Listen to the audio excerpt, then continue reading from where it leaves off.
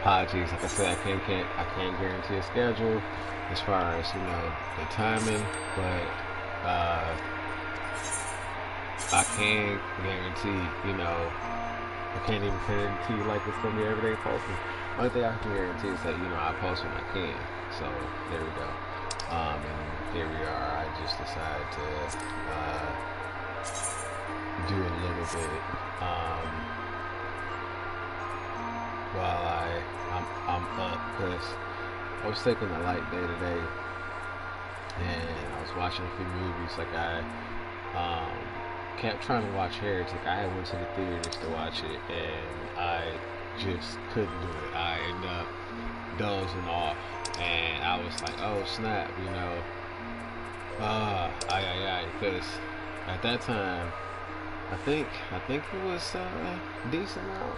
I don't know, because like I know it's been out for a while, but I just could never watch the whole movie. So anyway, I saw it a few times actually this week. I sat down on the laptop trying to watch it, and I'm like, oh man,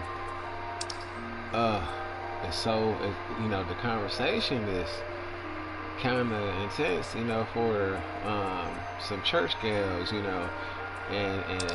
the contents, it's like, how do they get on that subject? You know what I mean? These girls are kind of naughty, but as the movie progresses, it shows, there are women of the Lord, you know what I mean? They're women of the cloth, and their denomination is put out there once they do one of their assigned duties, and it's like, oh, okay, they're Mormons, da da da da, and they're trying to convert people to baptize under their guidelines and be a Mormon. And the guy is very highly educated and extremely clever, and he's having this conversation with these two gals that are really, really, beautiful actually, and it just gets creepier as the conversation continues between them, and then that's when the movie starts to pick up, and you're like, oh snap, you know what I mean? Depending on how invested you are in the movie, like if you're really like, oh, watching it bit by bit, and you're like, because it does have some like common sense scenarios and like sense of humor, but it was like,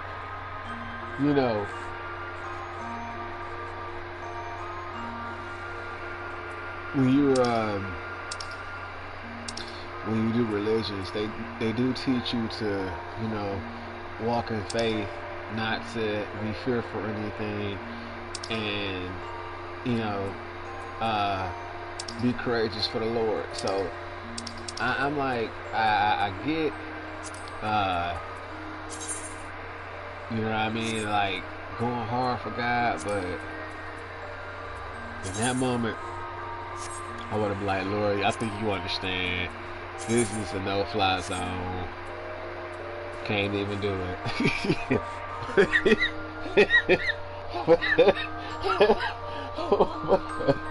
I was watching that and I was like, oh shit, like, you know what I mean? This movie man, for me it was cheesy and it was cynical. It was very, very comedic, and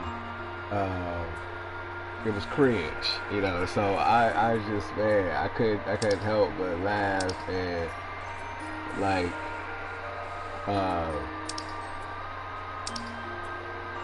just freak out with anxiety of like how it's gonna move to the next step, because it was like you know, I don't want to spoil it if you go watch it, whatever. But it's just, it's like, so, you know, things all pick up, right? So, right. What y'all gonna do? You know what I'm saying? Y'all get y'all in the house. You know what I'm saying? Y'all doing your thing, and what you gonna do? You know what I'm saying? So, it's, it's so fucked up. Man, but it's a decent watch. I was watching that, and then before that, I was watching Sent Help, and Sent Help is man, it's a different kind of funny because it's like oh you know, it's one of those movies where like you start off sympathetic, and then you like dang, but whew, this person is really wow, you know what I'm saying? She cut from a different type of cloth, and oh snap! So, you know, it's an interesting watch to say the least. It's definitely interesting. Um, it has a lot of like wow moments. You know, the wow factor is definitely hitting. Um, and there's some really like you know squeamish moments. Like it's like oh no, why did they do that? You know what I mean? But it's definitely for me 8.7 because I'm like I got my sense of humor, and you know I have a tendency to have a dark sense of humor because I'm like you know God has to have a sense of humor because it's just some things is just too funny not to laugh at, and you know uh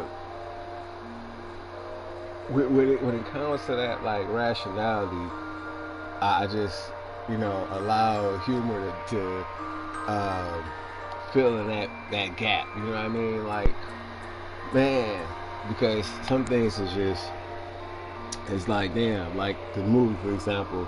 That was one of the moments was like, well, you know, what's going on up there? You know, is your brain ticking or not? I mean, how is somebody, you know, but anyway, they had an objective and they were trying to recruit for the Lord, so they were strong, you know, and they were not going to take no for an answer. So I'm just, I understand why they go into the house, but I just couldn't understand why they prolonged it. You know what I mean? Because I definitely, as soon as like you know, just crossing the threshold was just like, wait, what? You did what? Like, nigga, what is it? Did they have some shots of tequila before they got there? Because they got that liquid courage, you know what I'm saying? You know, EBGB meter would have been going off like, oh no, this, I can't go over here. You know what I'm saying? This is a no-go right here. This is hazardous to my health. You know what I'm saying? I definitely don't have a hazmat suit, so I can't even think about going over there because it hurt to think it, you know. But they were just like, well, you know, we're here for the Lord.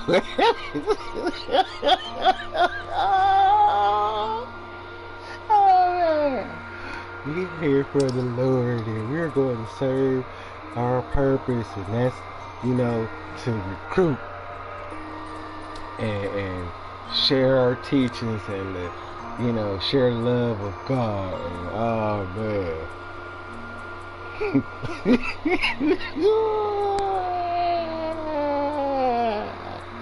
That guy was on some different shit. And you know, man, it took a minute, don't get me wrong, it took a minute for a man to really pop off. But he sure does love pie. Man, that movie had me rolling. I was just like, okay, maybe it's because I had a session with Miss Mary. You know, me and Mary had a little moment, and then I watched the movie. But this time, you know, I was like, because I was determined to watch it, so I gotta watch it.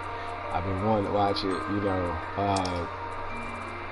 because it's in the horror section. And I seen the trailer for it a long time ago, so I was like, you know, I know this actor. He's been in other movies. I can't recall the name of him because I did a study of his filmography like that, and he wasn't an actor who really stands out and catches my attention like Jake Gyllenhaal, who played in Donnie Darko, or you know, After Tomorrow, or freaking Nightcrawler, you know, or man, he even did a boxing movie. I mean, you know, in other movies, but he's one of my favorite actors. And he has a lot of depth, a lot of range. He's done so many different movies. And a lot of them, you know, I thought was dope as fuck. So I'm just like, the guy who's the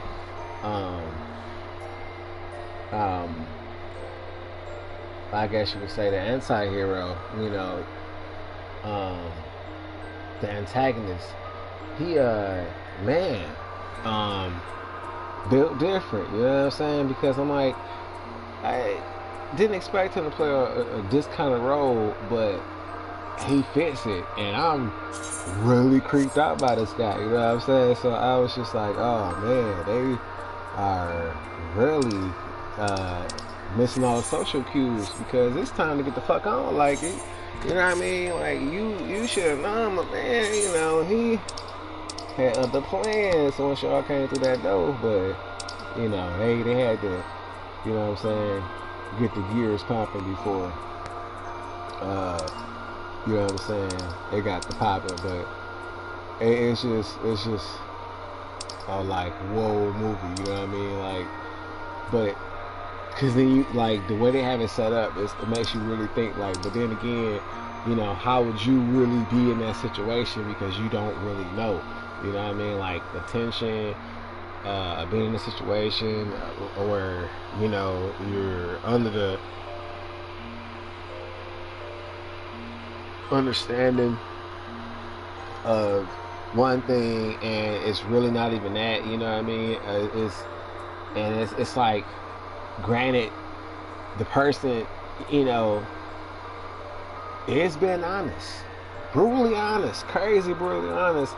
He still is, you know, using his honesty to, man, just be a very manipulative person. And I'm just like, wow, you know. But it's crazy, because it's like, who really is the villain? Because, you know what I mean? Because when you're person under the cloth, they teach you to be honest. You know, that's one of the things they practice is honesty. Like, it's a quality of, you know, purity. You know what I mean? Even though people don't really practice that like they should, because motherfuckers lie like crazy. But, you know, honesty is a great quality. It literally, like, solves a lot of, you know, people problems. You know, they just wasn't honest with themselves, wasn't honest with, you know, whatever the situation may be that got them, you know, in the first place. Usually all problems, you know, are derived from dishonesty, some stupid shit, you know, you shouldn't have been doing in the first place, aka being dishonest with yourself, like, oh man, I know I shouldn't have been doing that. Well, if you know you shouldn't be doing it, why you do it, you know? Then you just go against yourself, like, what the fuck? If you was honest with yourself, if you love yourself, you would listen to yourself, and did the shit in the first place, you got yourself in some fuck shit. But you know, that'd be one of the moments when it's just like, damn.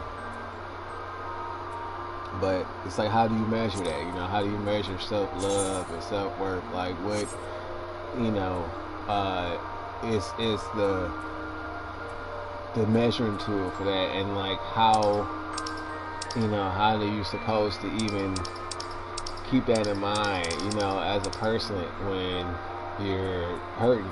Because when you're going through emotional duress, it's like, oh shit, bitch, I'm sad, I'm suicidal, I'm you know, going through some shit, and you know, you can't really process that shit the way, you know, you could after having some experience, it's weird. It's like emotional damage is something that you can't really teach. You know what I mean? It's like emotional damage is the experience that a person has to go through in order to understand, you know, what it is, and how to identify it in other people. You know what I mean? Because emotional damage, aka trauma, has people fucked up out here, and I'm just like, man, you know, I can't, I don't like, you know, having uh, the boo-hoos, you know what I mean? Like, that's all I can really reflect on is fucked up times. It's like, God, what's going on? You know, are you cursed or some shit? You know what I mean? Like, or are you blessed? You know, because you know the highly favored are highly tested. So, you know what I mean? Sometimes, most of the time, but I'm just like, oh yeah, you know. And do I believe in the Christian Bible? You know what I mean? If I do believe in the Christian Bible teachings, does that make me a Christian? Or does that just makes me believe in their teachings? You know what I'm saying? Do I have to conform and commit to being a Christian in order to obey the teachings? You know, like, it's just, you know what I'm saying? Hard shit. Oh, snap. Goes along with, you know, a cult affiliation, because I just feel like all the denominations are just cults. Literally, you know, personally, no offense to those who believe in, you know, God and, you know, their denomination. I just feel like, okay, you know, what we're missing is the fact that, you know, God teaches love and acceptance and, you know, abstinence and, you know, the ways of a pure, you know, soul, or to obtain a pure soul, or to purify a soul, you know, because some people be, you know, living, you know, to the extreme out there, and, you know, it teaches them how to redeem themselves if they're not living that way, you know what I mean? So it's like, okay, cool, you know, it has a lot of healing, you know, components if you're on a spiritual journey and you're trying to, you know, intensify your spirituality. But as far as, you know, your morality and your spiritual alignment, you know, that's still on you. You know what I mean? I mean, just because you don't choose a denomination, but you want to practice the teachings, the ways of, you know, Christians, does change, you know, your energy and how you handle things. You know what I mean? It's like a whole different program, like, you know, that's installed into your being if you literally live by those teachings. You know, to love thy brother and sister. You know, your neighbors like thy brother and sister. You know what I mean? To you know, not steal, to not covet, you know, aka not, you know, go after or want what someone else has, you know what I mean? Like, aka envy.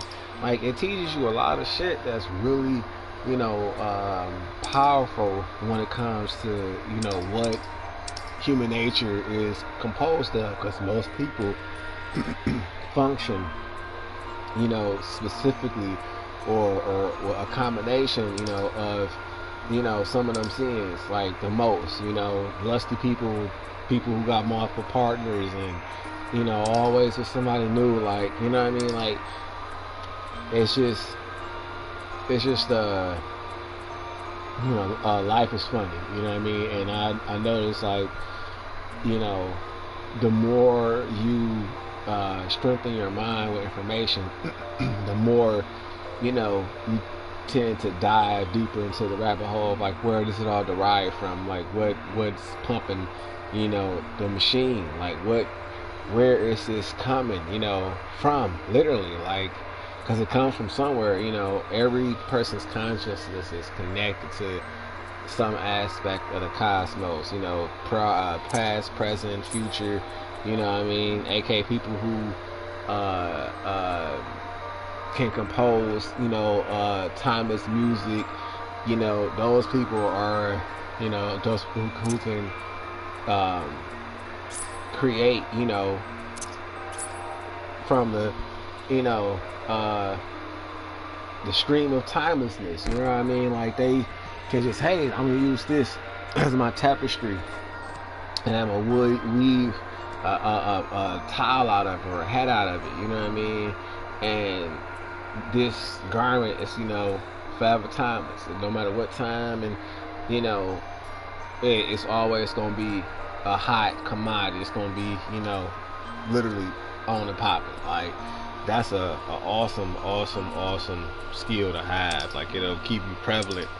Um, and it's like a guarantee on your body at work. So I'm like, yeah, I want to have that kind of feel to, I want to be literally. I'm hoping that God blesses, my work to be like of that tier level. You know what I mean? So I can always be like, oh, okay, cool. You know what I mean? Like I got the approval of God, and that's all I really needed. You know what I mean? Like believing in God versus having a denomination, it's way different, and people can't separate the two because they feel like, in order to be connected with God, you have to, follow the certain denominations to open up the link, right?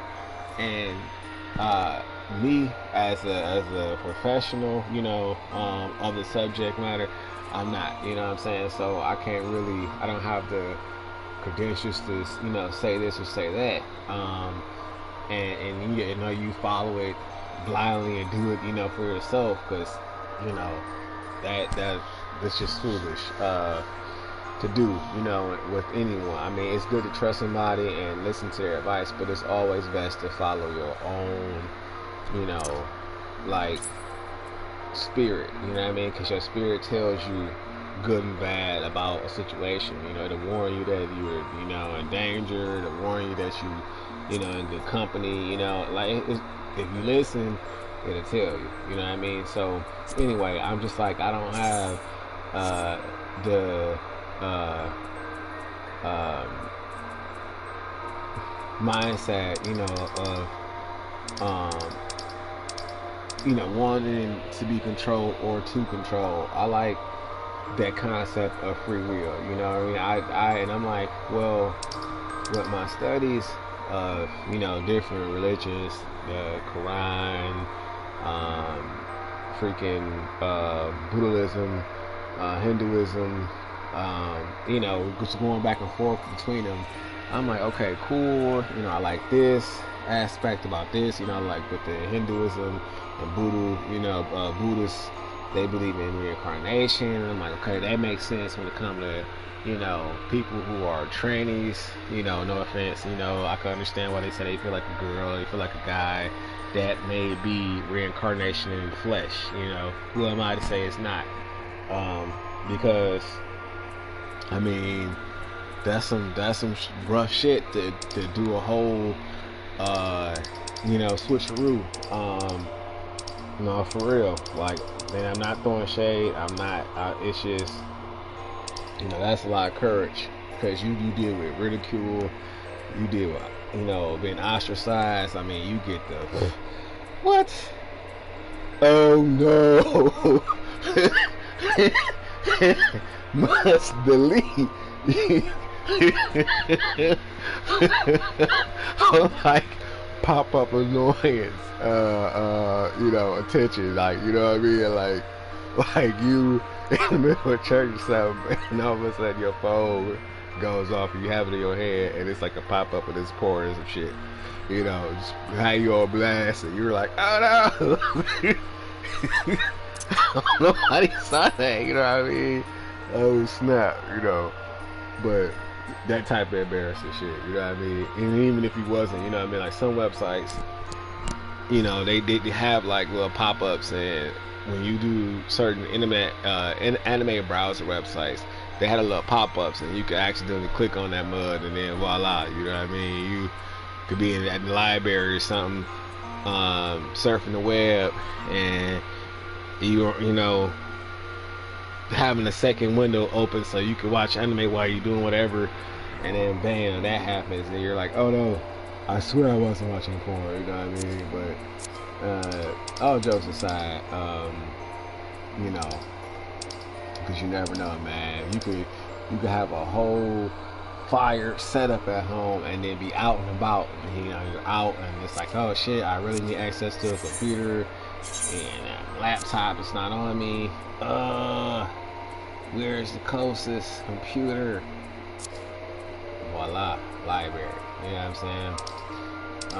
I really love the convenience of libraries. Like, libraries are nice because you just get so much from, you know, at least the libraries out this way are kind of modern. You know what I mean? Some are more modern than most, like as far as their technical setup. You know, some have updated monitors where you can actually touch the screen, some don't. I'm not really tripping about that. I'm just like, okay, you know, my phone is touchscreen. I got, you know, a laptop too. So it's just when I'm in different cities, you know, and I'm like, okay, I'm quite a ways from the crib, so I can just slide in here and do this. You know, if I don't have a laptop with me, because I'm gonna take it everywhere I go. Like, sometimes I do leave my bag with it. If I'm going rollerblading, I probably won't take it with me because all it takes is one fall and then it's cracked and then I'm hit. But like, if I you know, have my car, you know, and then I decide to go rollerblading, yeah, I'll take it with me and I'll put it in the car, and then I'll, you know, rollerblade without it on me, but it's on me, you know, so to speak. But anyway, I was just like, man, am I gonna make it today before it gets too late? Because I really thought I was gonna skip today, dealing with just the pace of everything. Because I woke up, didn't feel like doing shit. I was like, man, I'm kind of still burnt out from the rollerblading. Fuck, like the downtime is a motherfucker. But then I thought about it, like, I was like, okay, I did just literally do 2 miles, you know, after a whole year of no exercise. So that's, you know, I think that's pretty good.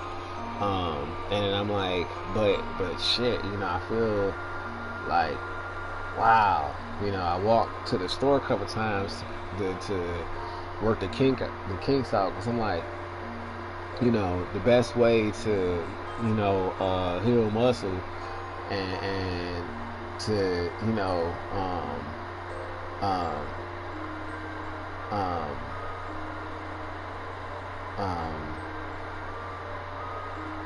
build rapidly is to, you know, work it out, let it rest, work it out, let it rest. It's kind of like what therapy is. You know, when you break your leg, that they make you work it out. They make you do certain exercise that, you know, gets all the muscles within that area to, you know, function, so that way, you know, you can build the strength back up to the point where you can actually walk on it again.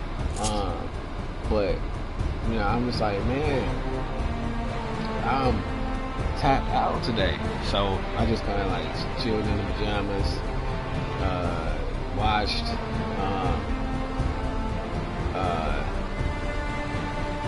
Heretic, this other movie, I forget what it's called, man. It's this actor. I was kind of like, what the hell happened to him? Because, like, he was in Smallville. That's Jimmy. And I thought, oh man, you know, this guy's gonna go a long way because he has this, like, you know, face that you're not gonna forget. You know what I mean? He has a nice face. So, and it's distinct. So I'm like, yeah, the dude is gonna be around. And he actually has movies, and I'm like, damn, bro, you know, you hanging on there because you actually starred in different movie roles. Like, he has multiple movies that are like movies, you know, where he's starring in the role, and I just cannot remember his name. You know, he's a cool dude, but he was Jimmy in Smallville, and I was like, oh shit, you know, the dude is now in his own movies now, but I'm like, you know, he definitely has like changed the look. You know what I mean? Like instead of him having dark brown hair, he has like salt and pepper hair, which is still really cool. Like, you know, he doesn't look bad with it. You know, he just has different color hair. But I'm like, oh man, okay. I'm kind of glad that he just didn't fade away. You know what I mean? Like I think as well as Jimmy in Smallville was pretty cool. He was like a little better to Clark, and a good wingman. You know, he was real cool in Smallville. But I was like, oh snap, this dude really has a few movies out now, and they came out back to back. So I'm like, damn, bro. All right. He might actually have another show that he's in that he's starring too. I just haven't done my research when it comes to his filmography. I literally just remember him from Smallville, and I was always curious, like, hey, whatever happened to that guy? You know, since Smallville, right? He was starring in the movie. So, cool. I checked that out. I watched 2 of them. Fell asleep on both of them. I'm like, damn, man, I feel bad. Cause there was one called ECT, and then the other one was, I think, Huntsman or something like that. Huntsman, or I don't know. But I know one of them was called ECT, and I was like, okay, this is a horror movie. He's in horror movies too. Wow, this is cool. Yeah, I mean, I'm like, Smallville isn't a horror genre, you know, type of show, you know what I mean? This is like superhero, so, you know, but like people roles kind of give you people to like who they are personality wise, you know what I mean? You have to be that person kind of good in order to set the role. And sometimes people just be who is producing and then I mean, at least it wouldn't be me. I would take a role that I felt would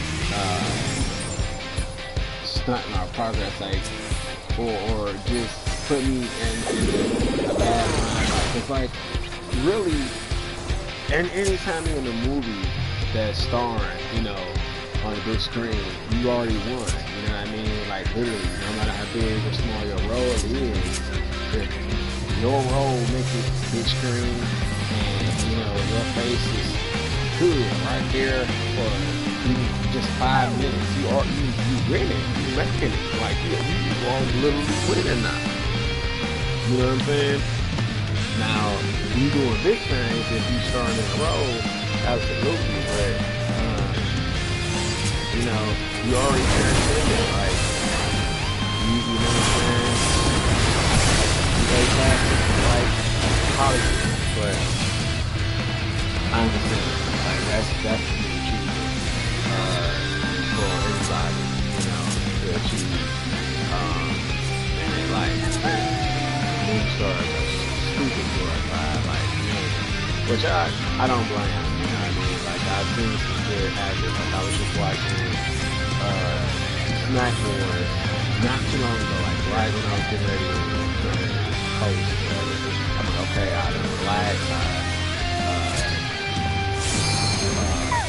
You know, spent time with Mary, and I'm winding down. I'm still kind of, you know, tender from the rollerblades and shit, at least muscle wise. Okay, you know, I should be good tomorrow. And it was chilly outside because it rained yesterday, so I was like, damn, get that at the crib and I just chill. But I was like, okay. After I saw the Snack Wars, I, decided to come and play. But the Snack Wars was really funny. Like the first one I saw, it had Elijah Wood. I think the shit that played in Buffy, like there's this American TV show called Buffy, the Vampire Slayer. And, she's about this blonde chick who has supernatural, abilities. She's super strong. She has her other senses are, amplified, like her sense of smell, touch, feel, all that stuff. And she kills vampires. Like, what? You know what I mean? Like, for real. She actually kills vampires. And it's crazy because, like, the martial arts, the choreography, you know it's scripted. You know what I mean? Like, when you look at it, it's okay, I see that they definitely kind of just, I want you to know this is a show. Like, they're not even trying to get you to believe it's not a show because choreography, like choreography. But the show is popular though. No shade. Like the show is really popular. It had a lot of seasons. Like it was going strong for a long time. And then it even crossed over with Angel, the vampire. She was dating a guy. So I'm like, if that's her, and I think it is, but she just looks so different now. Like she was real perky and like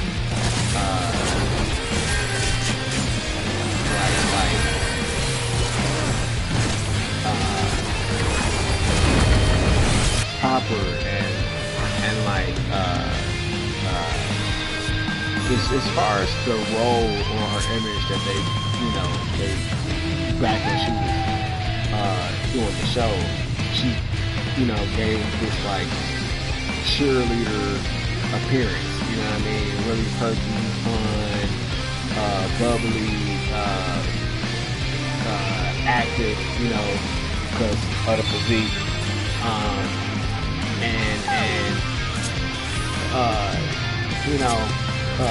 self-conscious, because, cheerleaders, well, they dress themselves, and they children. So anyway, I'm just like, man, what's going on? Because she was so different, you know what I mean? And I'm thinking like, maybe it's not, maybe it's not. I don't know. But if it is, wow. And that was like the thing that was in my head the whole time I was watching. But her reactions to some of the snacks was funny. So I, actually like watching her and Elijah Wood bounce off each other, and make her funny because it was pretty funny. And then there was Jennifer Garner, and she is dope. Like I like her for a long time. Like she's one of my favorite female actresses because she does really, really good roles. And like I was impressed. Like she does Alias, which is a TV show that I thought was meant for the end. And TNT, man, I know they made her pockets fat because they kept playing her every night from midnight to 4 o'clock in the morning. And the morning, I'm talking about all night long. Each episode an hour long. And I was like, damn, I didn't even know a season was this long. Like, I didn't know it's possible to have a season this long. And it, man, Alias is such a long show. But it's so cool because she's a super agent, she's a spy, double agent, and she has tons of different disguises and gadgets, and I'm like, she was giving James Bond a run for his money, you know what I mean? She was doing that show, and then she ended up being Elektra, and for Marvel, one of the characters spin-off characters or just additional characters in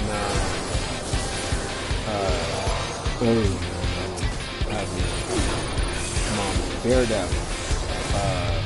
I'm just like, man, I don't really give a fuck about no Daredevil, but you know, she played the role of Elektra, and then she played this other role in this movie called Peppermint, where she's the mom movie, her whole family, and she just flips out. Like, she realizes that the judge is, you know, crooked as fuck and in on it, and you know, her family just gets no justice, so she just vanishes and toughens up, and then comes back like, so yeah, you thought that shit was gonna fly, you thought you could let that shit slide? Okay, well, surprise, nigga, you know what I'm saying? This ain't that. And she flips out and hurts everybody, you know what I mean? Like, hard as a motherfucker, like, for real. She that good, you know what I'm saying? Like, she made Colombiana look like she gotta step her game up just a little bit, you know what I'm saying? Because she get fucked by it, you know, being in the street. She gets fucked the policeman, none of that, you know, and you know what I'm saying? She was like, I'm not taking no vacation time, you know what I'm saying? I'm not about to stay low key. I'm just loud as fuck, man. Everybody gonna know I'm coming through this bitch, you know what I'm saying? She was just about that life. So I really like Peppermint, you know. I was like, okay, I could believe that. I felt her, you know what I'm saying, in the movie. And you know, her movie, she has one called 17 again or something like that, where she gets turned into you know, adolescent, and she's like, you know, has the grown woman body, you know. It's a comedy, but it's cool. Like, she has some cool movies, but she was doing the snack wars, and I didn't get a chance to finish it. I came to start from this, and I was looking like it too. I was like, oh man, you know, she has awesome personality. She was man, she had me laughing so hard when it came to Turkey. She was like, you know, man, is this from 1946? That's when I, you know, first had mine or something like that. I forgot exactly what year. But, you know, for the joke purposes, it was a long time ago. She's like, yeah, you know, the Piggy, you know, they never rock. Like, they don't lose anything. Like, you can have it 40 years and they still stay, you know, like the way they are presented to you when you get your you know, hands on them, because it's all chemicals, like it really is. And she was, you know, saying it like with a sense of humor, but it was, you know, like for real, it's really made out of processed chemicals and shit. It's nothing about it is real, so it doesn't expire. And she was like, I should eat this, you know, and she was like, oh man, here goes nothing, and she takes a bite of it, whatever. And she was like, yup, still all chemicals, you know. It was just funny, like the sarcasm was well placed, and you know, she you know, is like super knowledgeable, you know what I mean? So it's like, it was really flattering, you know what I mean, to see, like, not only does she act very well, but she, you know, has her brain on her shoulders too. But of course she does. I mean, if you see how long her show lasts, you understand she knew how to pick them. So of course she has a brain. But the show is really dope though. If you've never seen it, it's like I'm you know, just poking fun at it because the show is super long. Like they have a lot of seasons, and it is definitely an action-packed show, and I couldn't believe that I ended up like watching it. Like I was like, man, to be honest, like I was watching Charm, and I couldn't figure out the time frame that they they show it. So I was like, man, you know, maybe it comes in at, you know, late at night now, because, you know, it is witchcraft, and you know, some parts of the world can't even show shit like that, you know what I mean? Like, because they don't teach that, you know what I mean? Like, in some religions, you know, using magic is a taboo. You know, in the Christian Bible states not to use magic, but it does mention that it exists too. So I guess if you know, and Haitians are taught to embrace their magic. So yeah, it's just, you know, where you from, you know, and what damn. Okay. Man, that was fast though. I'm sorry. I'm like, I don't like to talk about religion and politics because, you know, I'm not an expert on it. I'm just, you know, going off of my own personal experiences and information that I've, you know, obtained off of just doing my own little research. But it's best to, you know, do your own due diligence and you know, invest your time in things you want to know. Like, if you want to know, you know, educate yourself, you know what I mean? Get you some books, reference the books, you know. Make sure the information is a reliable source, and, you know, there you go, because most of the time, you know, you're going to get your information from somebody else, you know what I mean, unless you conduct the research yourself. Like, for example, if you want to know, you know, how the quality of the soil changes, so you will have to, like, sit there and actually do the research yourself, you know what I mean, and take, you know, precise notes, like, okay, yeah, you know, this soil change, you know, and then, you know what I mean, like, that's the only way you can really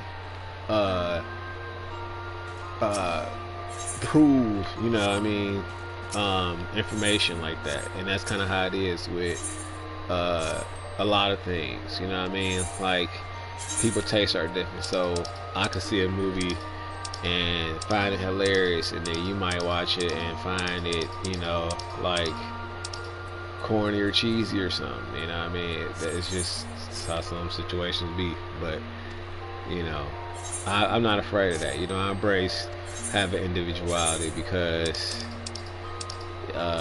you don't want to be, you know, a carbon copy, like a clone, my bad. Like, I wouldn't mind have a twin, like a twin, spiritually, or, you know, a physical twin, you know, where I came from the womb in the tomb, or like a twin, like a best friend type of situation, you know, twin flame, or a lover, you know, that's like a twin, you know what I mean?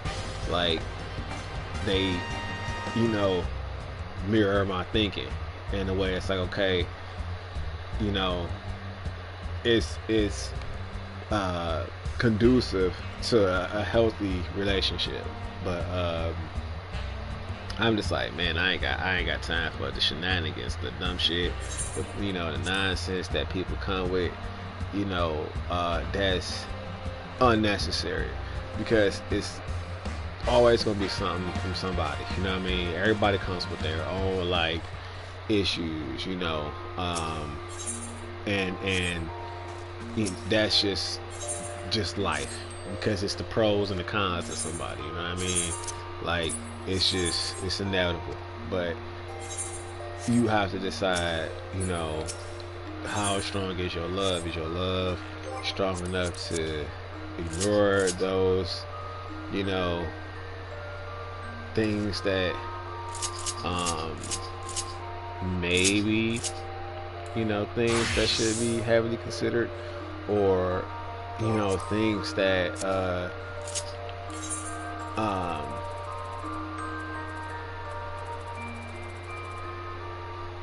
need to be addressed right away, you know what I'm saying, instead of letting them fester. But it's just up to, you know, your pace, like what you want to deal with, what you like, what you can tolerate, you know what I mean? But I'm just like, I'm not a extremely picky person. Like when it comes to what I look for in the interest in the spouse, whether that person is female or otherwise, um, it's like number one, hygiene. Like I understand if you're out sweating, exercising, you wear off your deodorant, or you're at the club and you dance until you stink. Okay, wow, but I get it. You know what I mean? You're out having fun. Deodorant couldn't hold up. You know what I'm saying? Yikes, a little musty. If your ass smells like you just haven't, cleaned your ass because you've been shitting for 2 weeks straight. I want you to go the other way, and I'm gonna just go the other way, and don't even look my way. You know what I mean? Because nasty bitch. But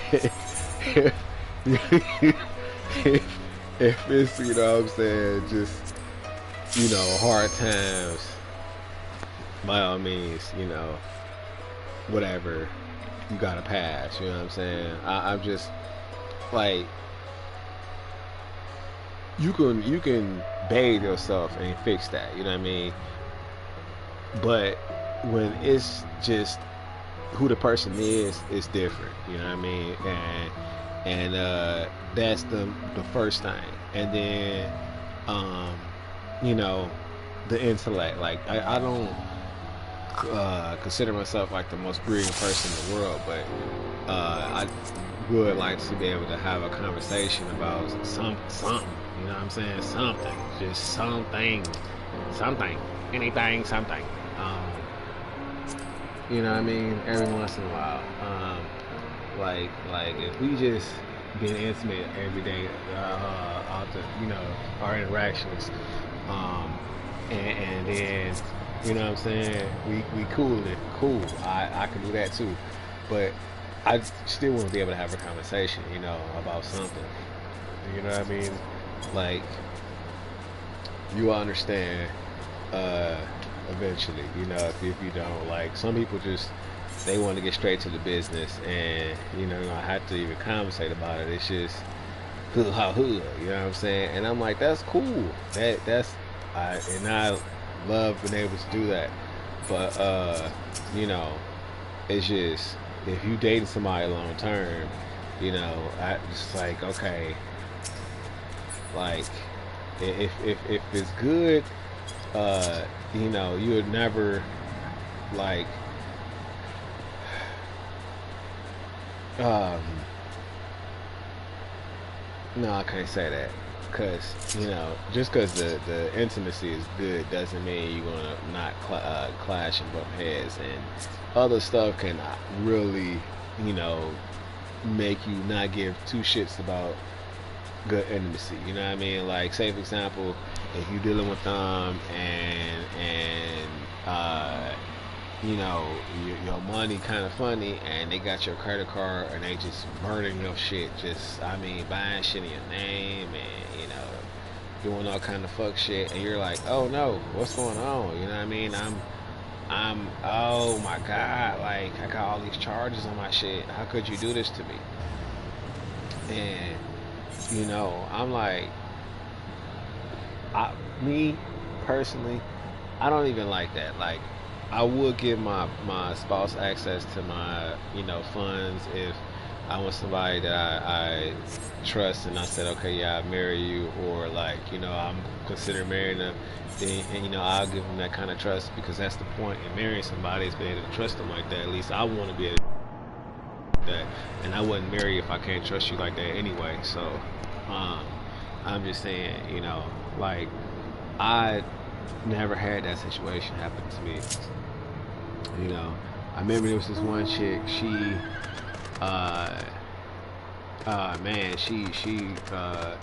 really had me freaked out, because she pulled up, she had her baby in the back seat, and she was out,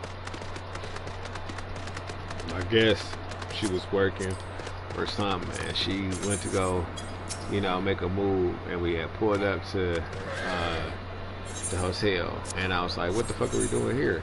Like, this is this ain't this ain't what I thought we were supposed to be at. You know what I mean? Like, how the fuck we end up here? And I'm, you know, I'm gonna kind of go with the flow, guys. So I'm like, you know, okay, I'm not afraid of nothing.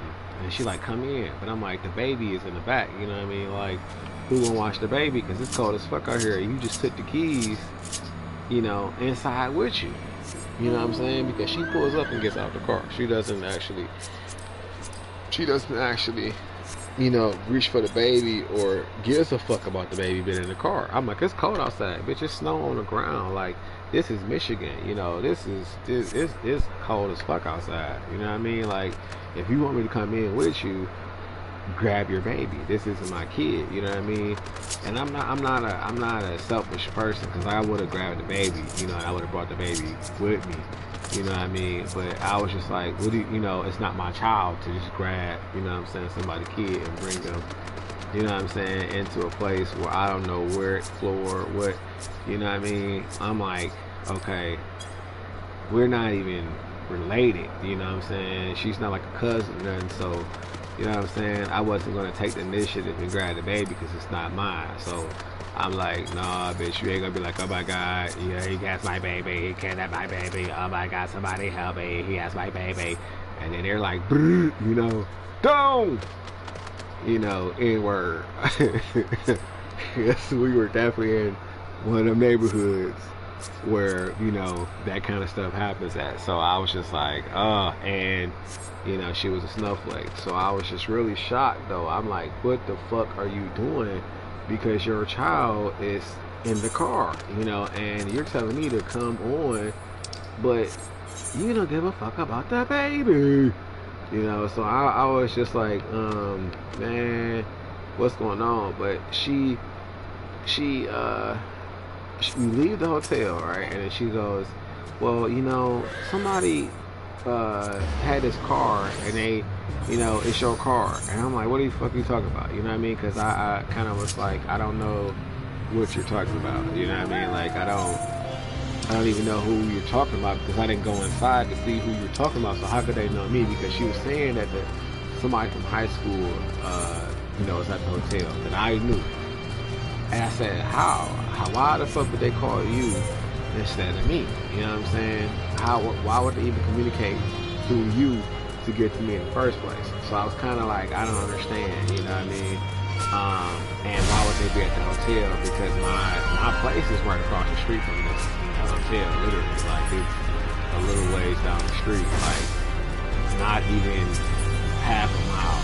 It's literally like a block away from this hotel. So I was just like, I don't understand. So, you know, I'm like, okay, well, she goes and says, yeah, somebody from, you know, your high school. And I'm like, well, if it's my ex, I'm not about to, I ain't fucking with this bitch, you know what I'm saying? I've been, cut myself, you know,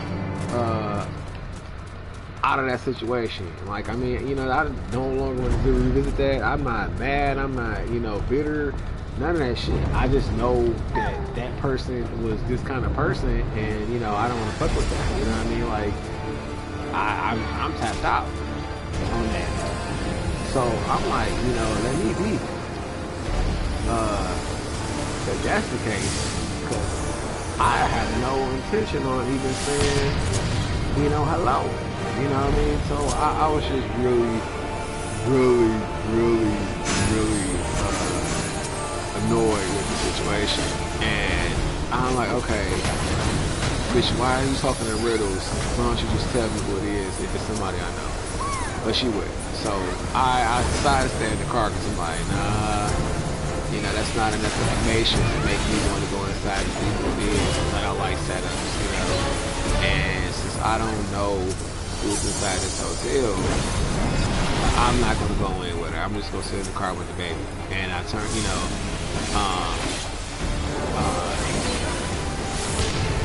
turn the car over after I got the keys from her. But I'm like, man, you know, what's going on? You know, because you know, I'm like, hey, yo, like you leave the car, you know, like off with the baby out here. So she goes, sticks the car back, the keys in the ignition, and I'm like, man, what's going on? because he literally is gonna let us out here and freeze, you know. And I'm like, I'm not, you know, I'm not a babysitter, you know. But if she would have asked me to take the child in there, I would have, but she didn't do that. And you know, maybe she did when she said, you know, go ahead, but or come in. Either way, I just wasn't enticed to come inside the hotel because she was just not saying the right shit. Like, she said someone from high school, and I'm like, well, you know, it's a lot of people I went to high school with, and you know, I like a lot of them. You know what I mean? I really didn't have a horrible high school experience. I had a bully at one point in time who got in a fight, and you know, I fucked him up, and I didn't have to worry about that bully ever again. He ended up becoming a friend. So after that, I was straight. You know, I didn't have any bullies in none of the other high schools I went to.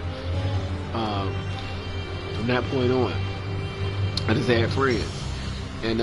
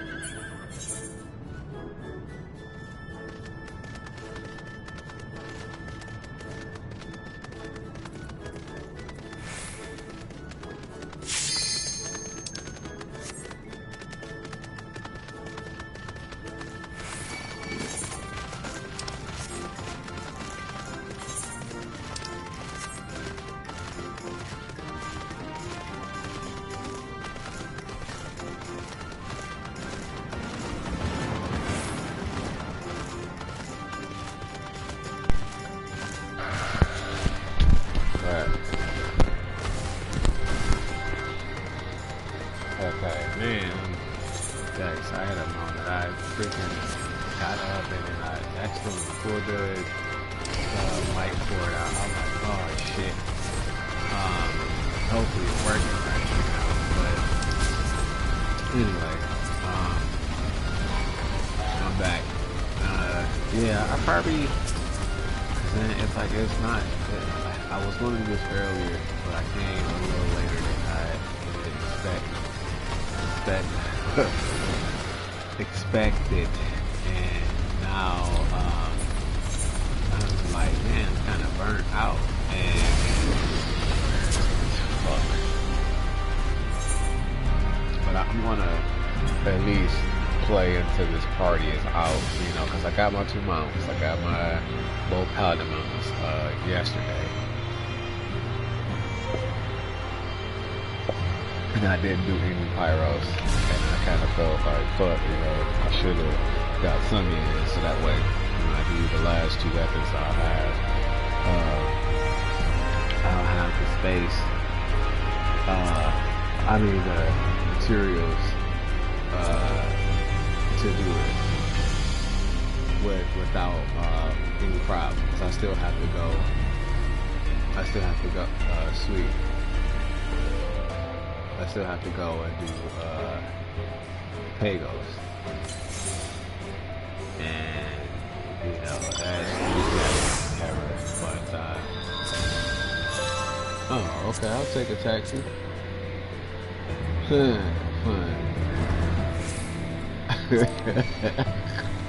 Okay, wow. Oh shit, okay.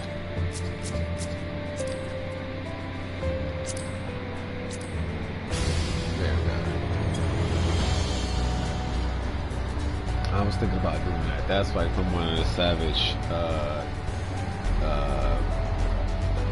raids. You can do it from the 81s to 80 level Savage raids, and you get that. I haven't gotten in the Shadowbringers yet to do it, so I don't have it. But once I get to the end of Shadowbringers and do all the mountains and stuff, and I farm them all, you know, I'll have it. I'm just not in a rush to get to the Shadowbringers. I still have to do this. Once I'm content with my stash of Eureka weapons, then I'll just do a you know, or Shadowbringers. I would say 80 over 80 or 70 plus kind of thing. 70 to 80 kind of thing, but I'll just say Shadowbringers kind of thing, so I can, you know, be out of there with that, and at least start working on the other achievement. I can get an achievement for doing S class and A class hunts, and they don't have those hunts in Grand Reborn or Heaven's Ward or Stormblood. So, you know, I can start on those because I like the tiger and I wanted the tiger. I went to see what the was. Okay, yeah, I want that. So I decided that once I get to that element,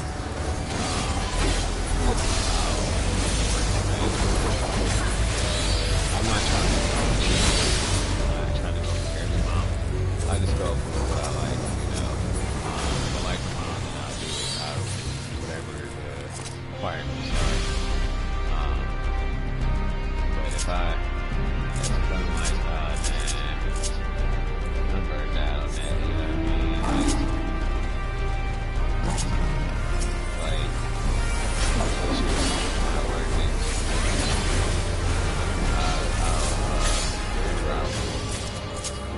But I haven't seen any mount that wasn't worth, you know,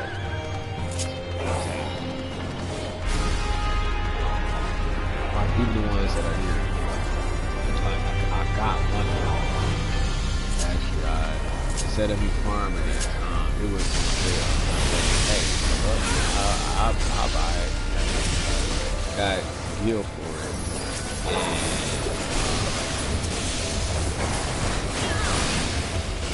And, you know, it's not hurting my pockets. So, like, it was really, really cheap. Like, it used to be 3 million, and now it was like a couple thousand. I was like, still, so I got that, and it's pretty cool.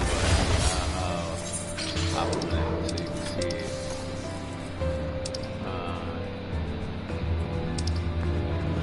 There it goes. It's the elders.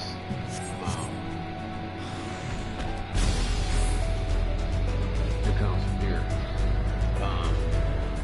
But it was on sale. I said, okay, cool. I don't have to do it. Go to lockbox to get it. I actually have it.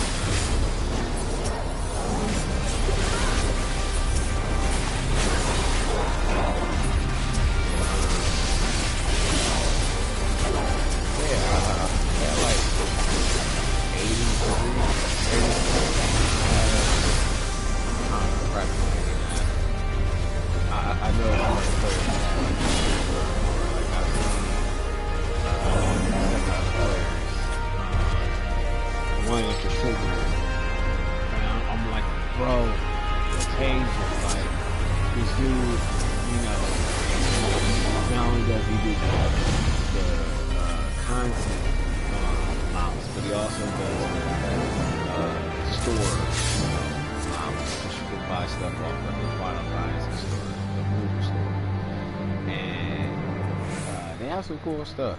They do. They have Odin's horse. If you want to cosplay as Odin, they have Carbuncle, you know, the summon as a mount, which is really cool. In different, you know, different color variations. They have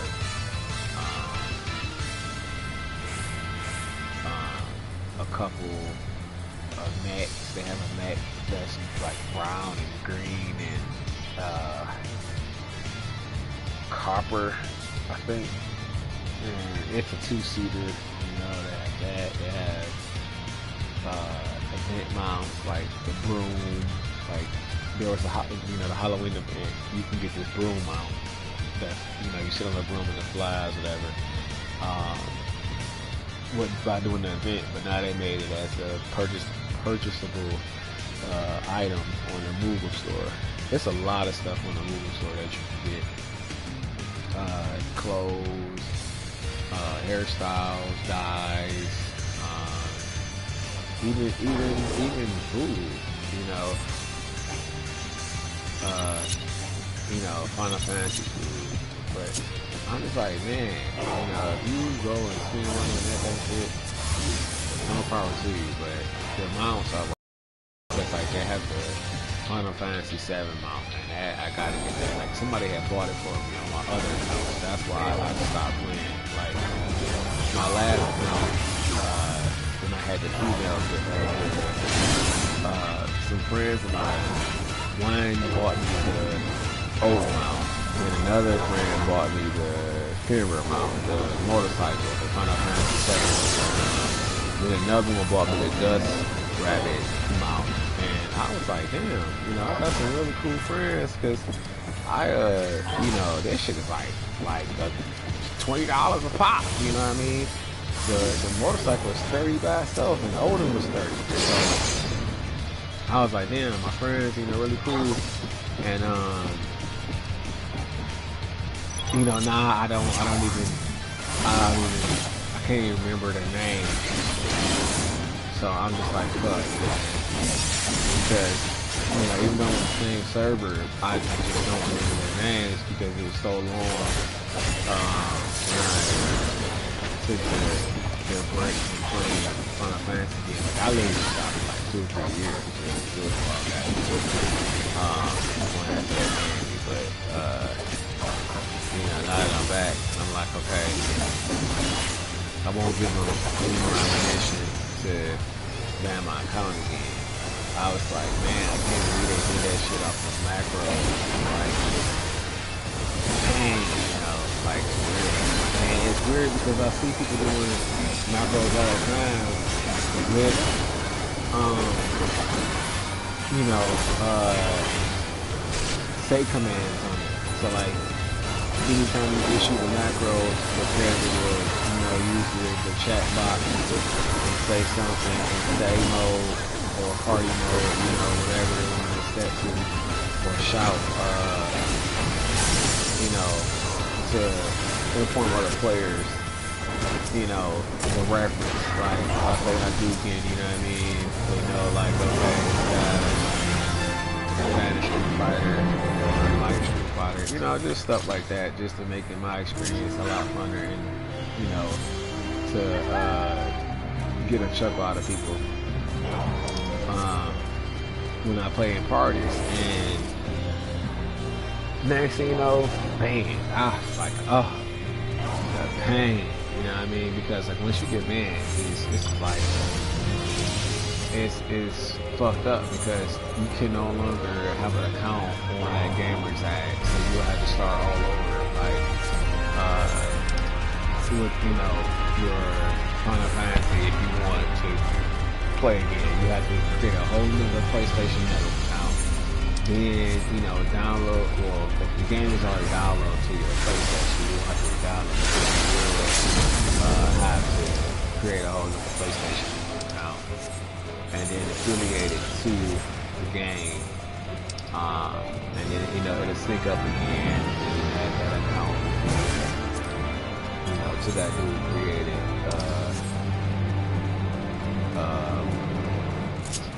PlayStation Network account. But it just sucks having to do that, you know, because you gotta start over from scratch, and it's time consuming. You know, I was like, nah, I'm good. Here's what I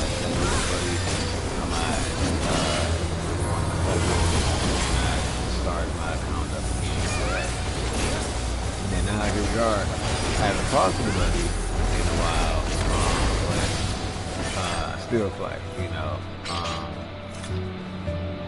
I'm like, man, you know, hope dude's live, and I could call, but you know, I just haven't done so.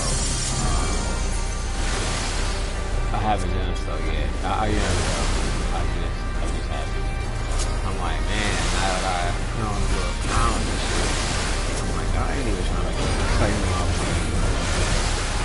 And it's like, hey, bro, you don't have what's going on, you know, and then take it from there. But yeah, it's just been a little minute, actually a long minute, like several minutes, months, actually a year and a half. So it's been a long time. But it wasn't intentional. It wasn't like I, you know, hate you guys something. I just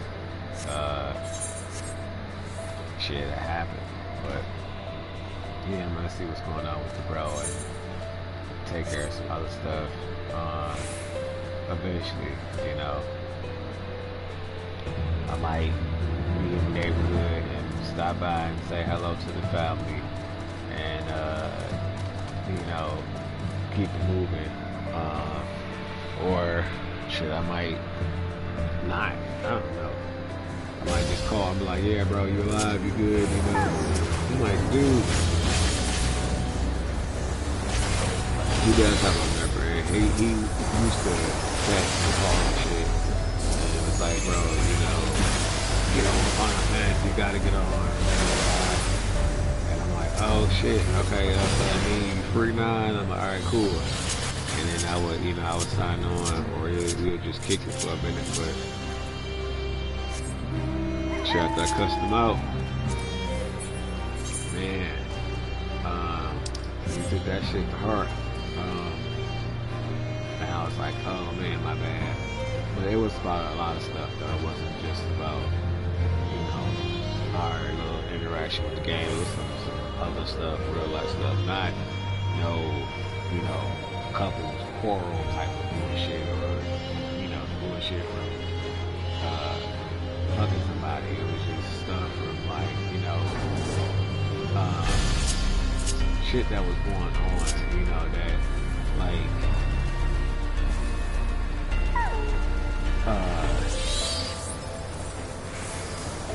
that I was just like, okay, you know, that's a little annoying, bro. You can't, you know, you should definitely be mindful of that, you know,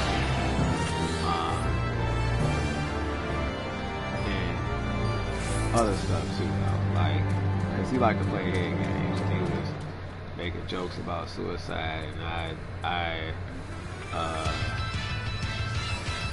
kind of went ham, and I'm like, bro, if you gonna do that shit, do that shit. The fuck wrong with you? Don't be playing with me like that, you know what I'm saying? If you gon', you know, tap the fuck out. Hurry up, do that shit now. Don't talk about it, be about it, motherfucker. What the fuck? You know, and then you know what I'm saying? He was like, dude, bro, like, you know,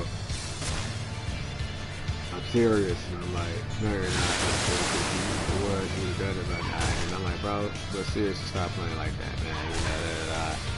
I'm like, I'm gonna tell them people, you know what I mean? I'm like, hey, you know, sitting down with a therapist, you know, because he was stationed. I was just like, damn, bro, you know, like you tweaking, man, because you got, you know, this fucked up ass sense of humor, thinking that, you know, joking about suicide is funny, you know, because it's not, you know what I mean? But he wasn't joking. He was really, like, trying to see where I was at, you know, and I'm like, bro, I told him that that's not to go in the first place. I used to want to die, you know, because you're in the military. Bro, you know, is you cool? You know what I'm saying? Because you definitely sound like you tweaking right now. And, you know, I'm like, bro, get it together, because I told you not to go. You know what I mean? But he just wanted to show everybody that, you know, he wasn't gonna be pushed around. He wasn't lazy, and, you know, he was gonna make something of himself, and it was gonna be fun to me. So I said, all right, bro. Ain't no way you're fucked though. But you know, I definitely support him for, you know, securing our freedoms and hopefully, you know, fighting to make this place a better place. But you know, you just never know, because I'm like, well, if the government is about the people, then why is it so much inequity in the city? You know, like, it's insane how people's rights are violated just because of what their pockets look like and where they rest their head. I'm just like, Michigan is, wow, you know, Michigan is the jungle, it's a monster. Like, man, you know,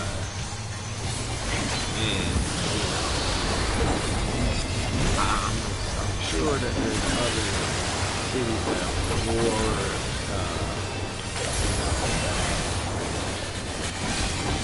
harsher. It definitely has harshness, you know, it definitely has a lot of harshness as far as the law enforcement.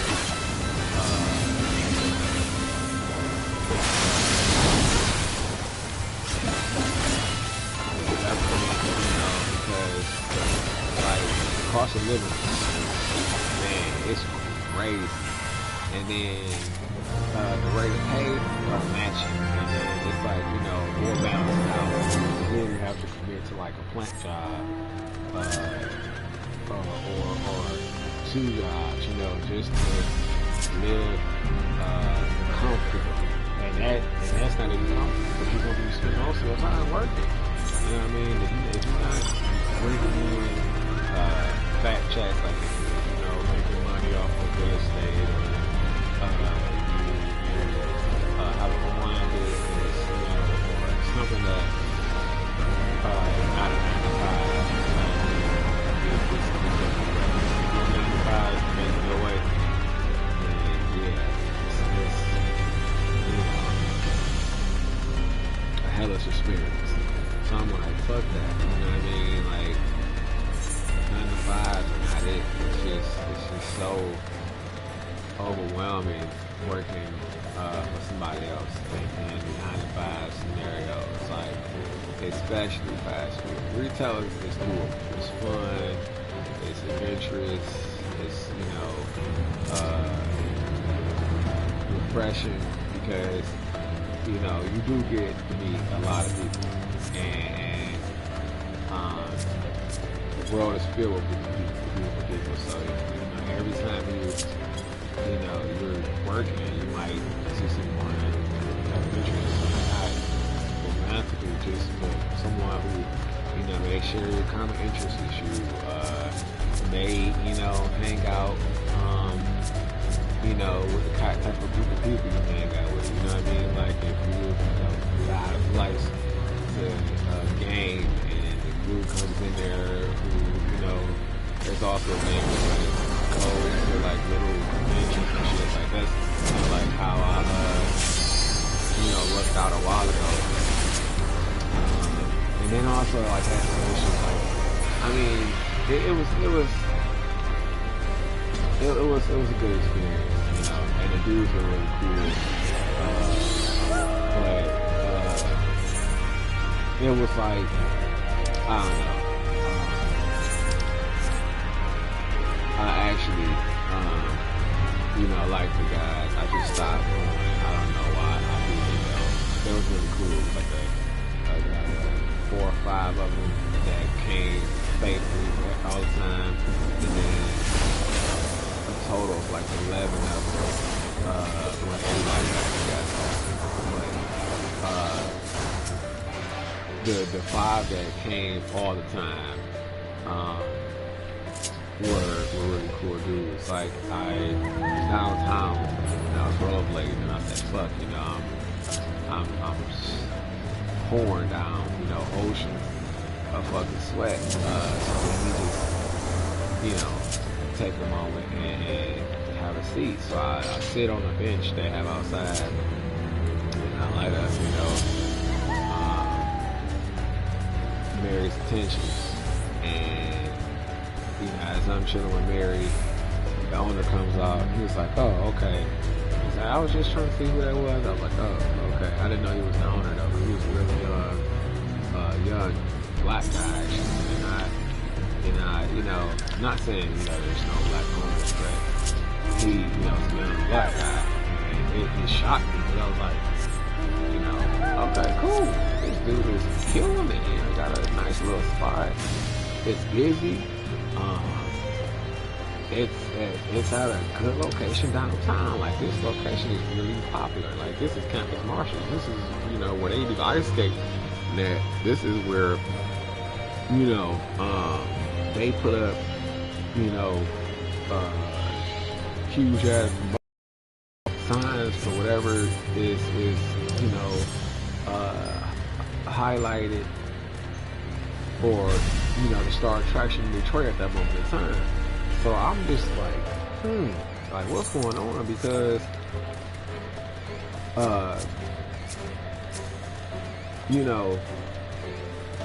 this bar is like it's right here.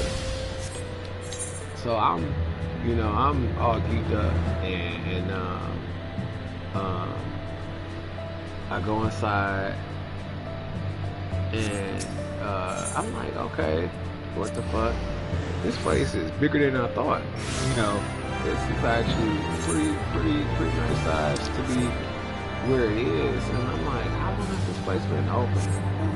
But I look around, see everything's pretty clean, go to the bathroom. That's how I knew. Like when the bathroom smells like piss, the place is not clean.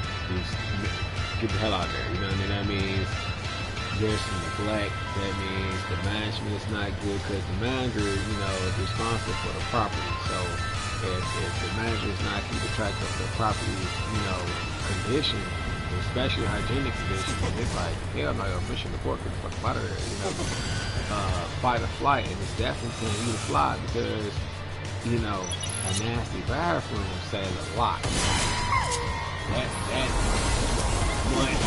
That's like, ew. You know what I mean? Because your day starts off, like, coming bathroom. If you're clean first thing, brush your teeth, brush your face, you know, shower, and then you start your day. That's my morning ritual. Like that's how I start my day. You know, some people don't live like that. So I'm just like, man, you know what I mean? Like, people like that, but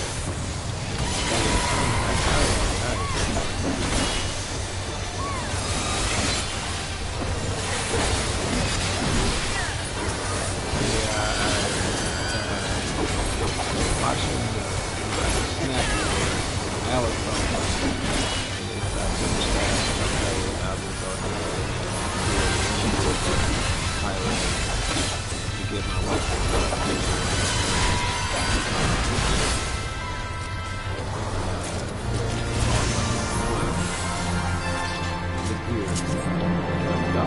I could just sit back and kick it. Like that should be by the end of this month. I'm trying to,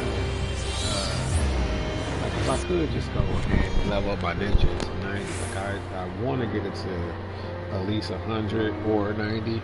90 most definitely, because I want that charge move that you get on ninja after you get to 90. It's like this little tackle that paralyzes the enemy when you get on it. It's a stun move, and I'm like, okay, I want to get that, but it's, you know, only available at level 90. So I want that, and I want, you know, a level 100 job. So I was just going to take ninja to 100, but I was going to do it while I was trying to obtain the PvP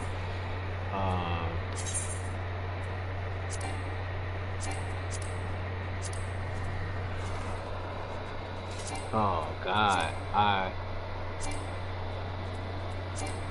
can't claim it in here. Okay. Yeah. Like I was really glad this time how they did PvP, because they took the old rewards,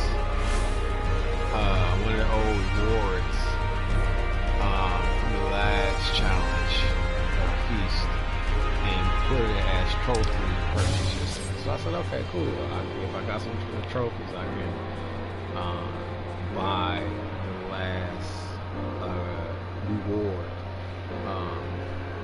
from PvP with my trophies, which is what I did. I got the Fiend, Archfiend costume, and I just threw it on my Dark Knight because, you know, I wanted to have something that was menacing and dark. Like I'm kind of stuck though, because I really like the Panther suit. I have this, or a Linux suit. I had this Linux outfit that I got from PvP a long time ago, and you know, it looks good as a Dark Knight too, but I couldn't wear the helmet, so I stopped wearing the outfit. When I had my other race, Kote, I would wear the, let me get that here real quick. I would wear the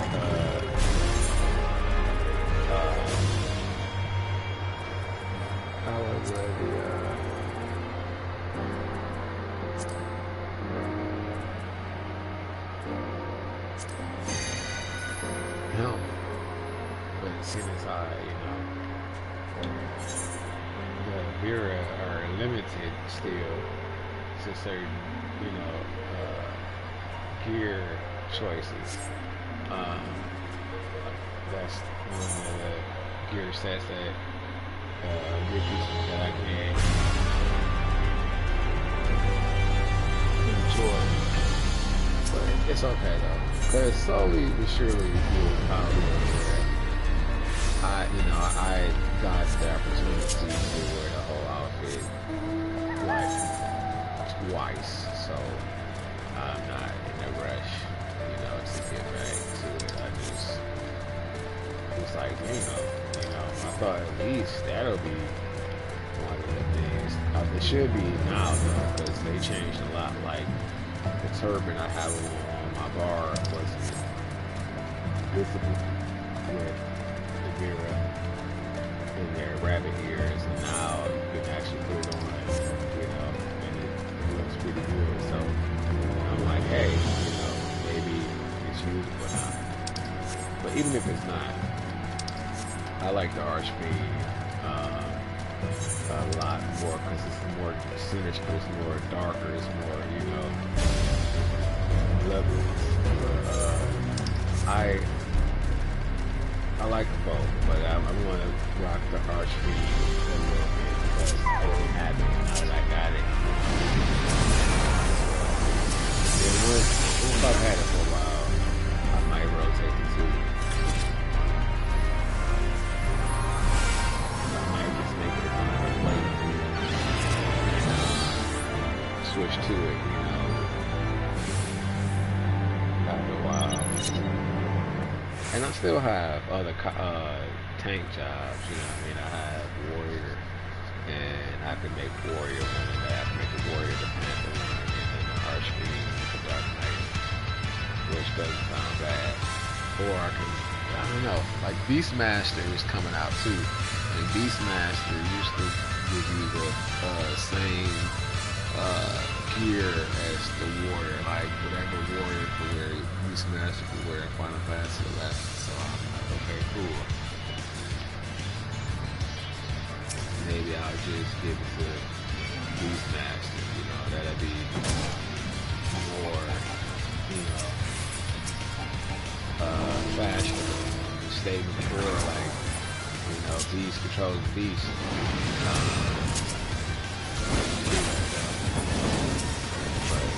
I'll have to see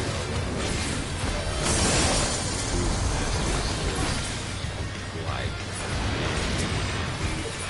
class that is included in all the dungeons, or is it gonna be, separated like you mages?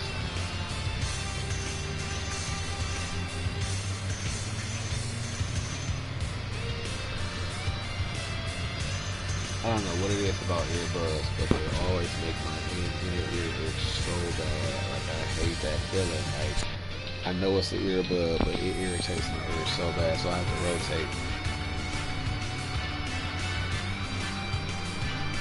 Okay, I switched it from left to right. I mean right to left. Oh, God. Yeah, I hate that, because I try to keep my ears really clean, rinse them. You're not supposed to use Q-tips, but I use it like on the outer area around the ear. Man, but they just bother me so bad, like sometimes, and I'm like, oh man, what is that irritating the inside of my ear like that? Is it the hair or what?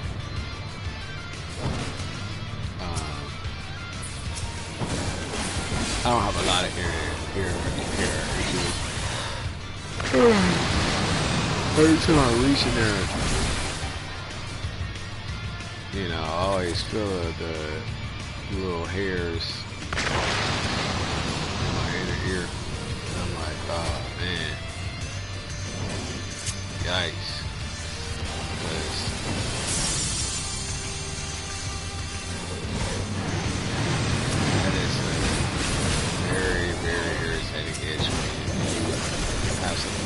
For a long time, it starts to like drive me rigid. I'm like, oh god, my ear stitching, scratchy.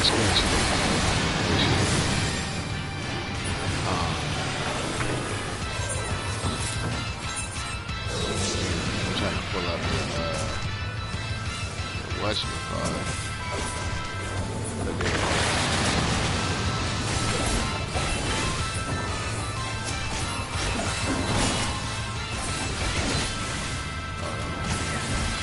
I can't rely on the healers, even though the healers are pretty good. I just need to have my own backup here. So if I need to heal, I'll have it. And not, because like sometimes you could be out of the proximity of the healer, and you know they can't reach you, so you got relying on that cure. If I have that, you know, my soul, I can just slash and slash. So I'm about to see what's with that.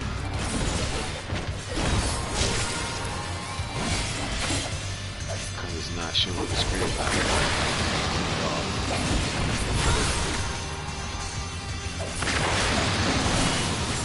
Now Viper's part here, hard to do DPS, but I don't know if it's the way I have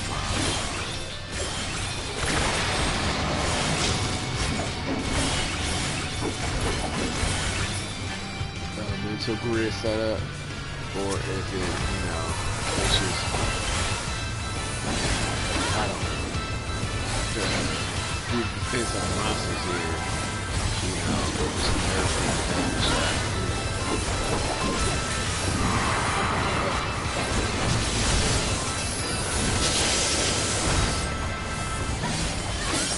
Like Summoner does crazy damage. I was watching every time I was weak, it was just chip, chunk.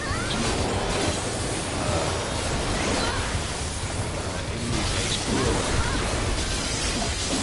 one shot something. Summoners, man, they come nasty whoop ass.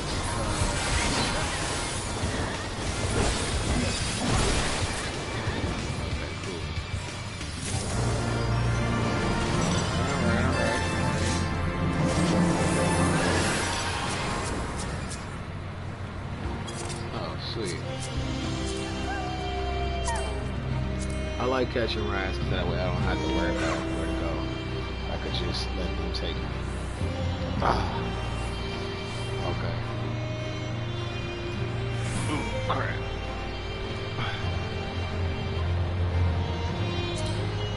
It's like, you know, they're gonna do the whole zone. I don't think they did Penny yet. I'm gonna wait till they do Penny. Once they finish Penny, then I'll call it tonight because I don't need to go extra hard, but I do want to have all the materials to make the Black Mage, because I'm gonna do the Black Mage next. I really like how it works, and then I'll do Sam last. Seems like I got a lot of stuff for Sam. I have the Ifrit sword, I have the Horde sword, I have Zaku sword, I have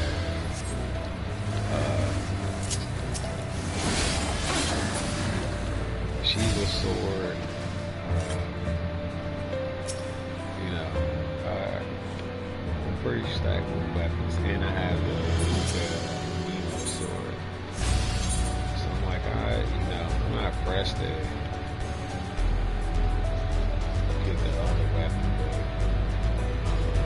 I'll definitely get the Pyro sword before I step out of Eureka for a while and do other content,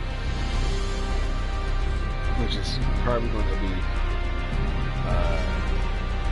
the fishing. I do fishing to get the shark. I'm going to do Heaven on High to keep the horse. I have to do one more round with that. I want to do one more roll or run with console game, but I haven't seen anybody posted to it. So I will just, go to somebody do it now. I'll get one of my level 80 jobs and do it, which might be it might be a combination of black mage or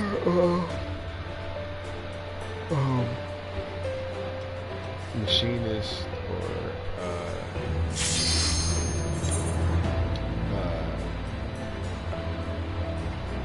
it's not machinist. It'll be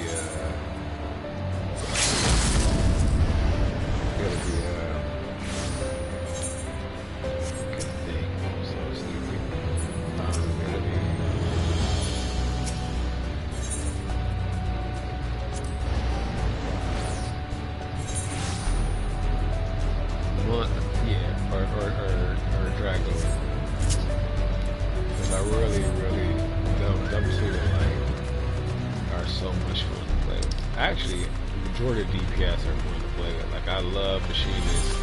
Machinist is my shit. I mean, I got a whole other GIMP outfit for Machinist because I fucking love it so much. Like, seriously, it's badass. I have Machinist.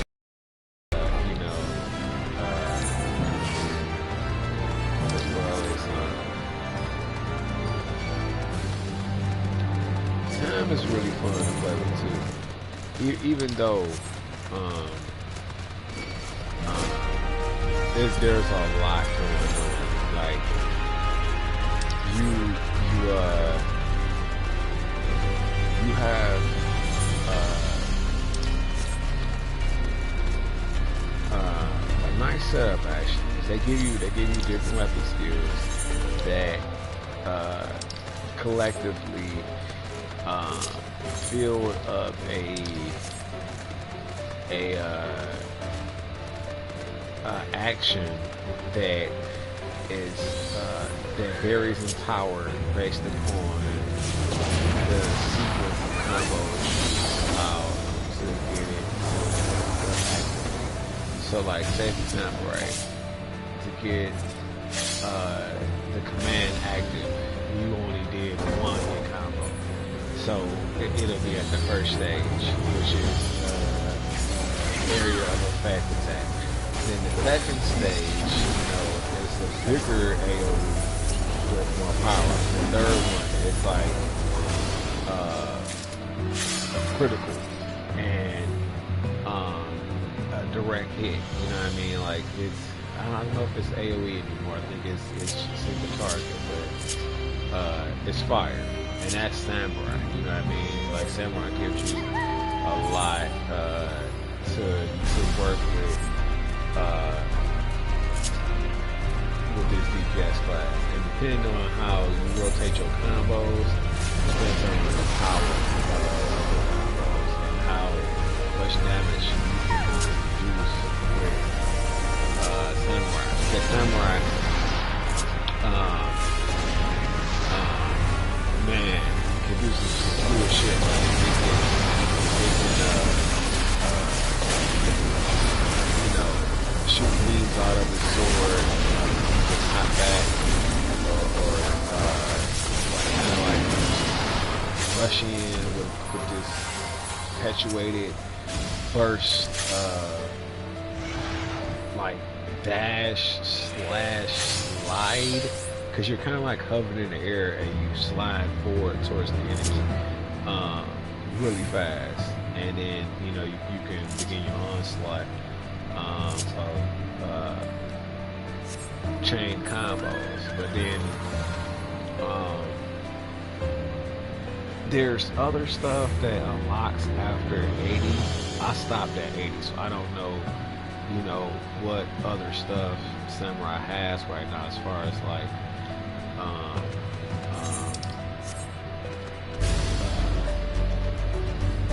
attack abilities, because like the long distance attack for Samurai is this beam that you like, you know, unleash as you pull out your sword from the sheath, and you know it's good for saving comrades, you know, like fighting a monster a little ways away from you.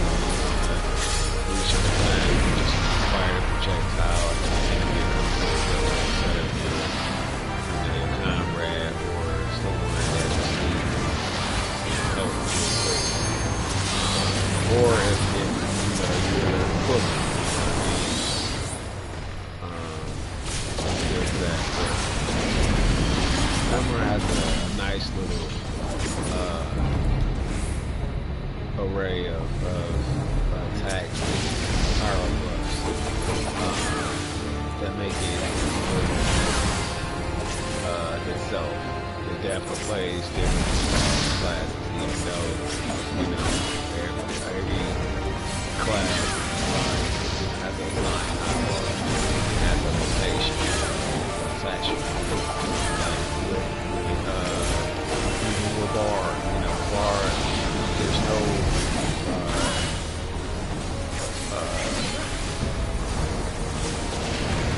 you know, choreography straight together to make a line of combo attacks like how it is with fighter combos, you know, and you watch them, it looks like with the bar, it's usually different shots, you know. But ironically, dude with the knife is in the right straight.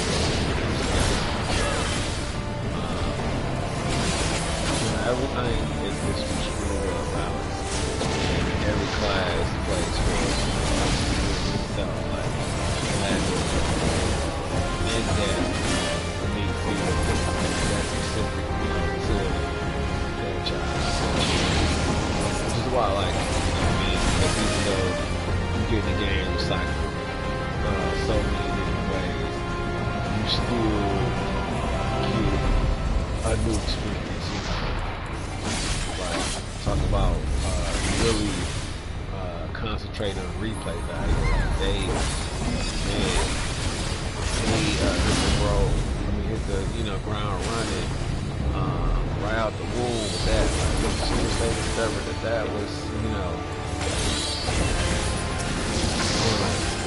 set them aside from other game creators and increase their productivity, because I personally like my game is not ready.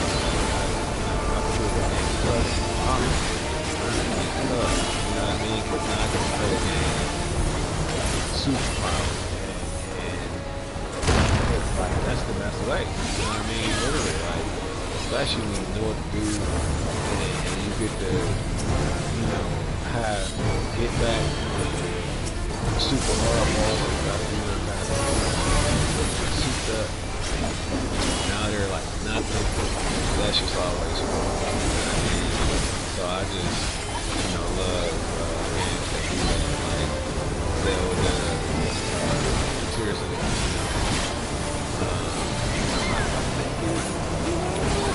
I'm not sure because it's weird because I didn't try, but the way it saves, like just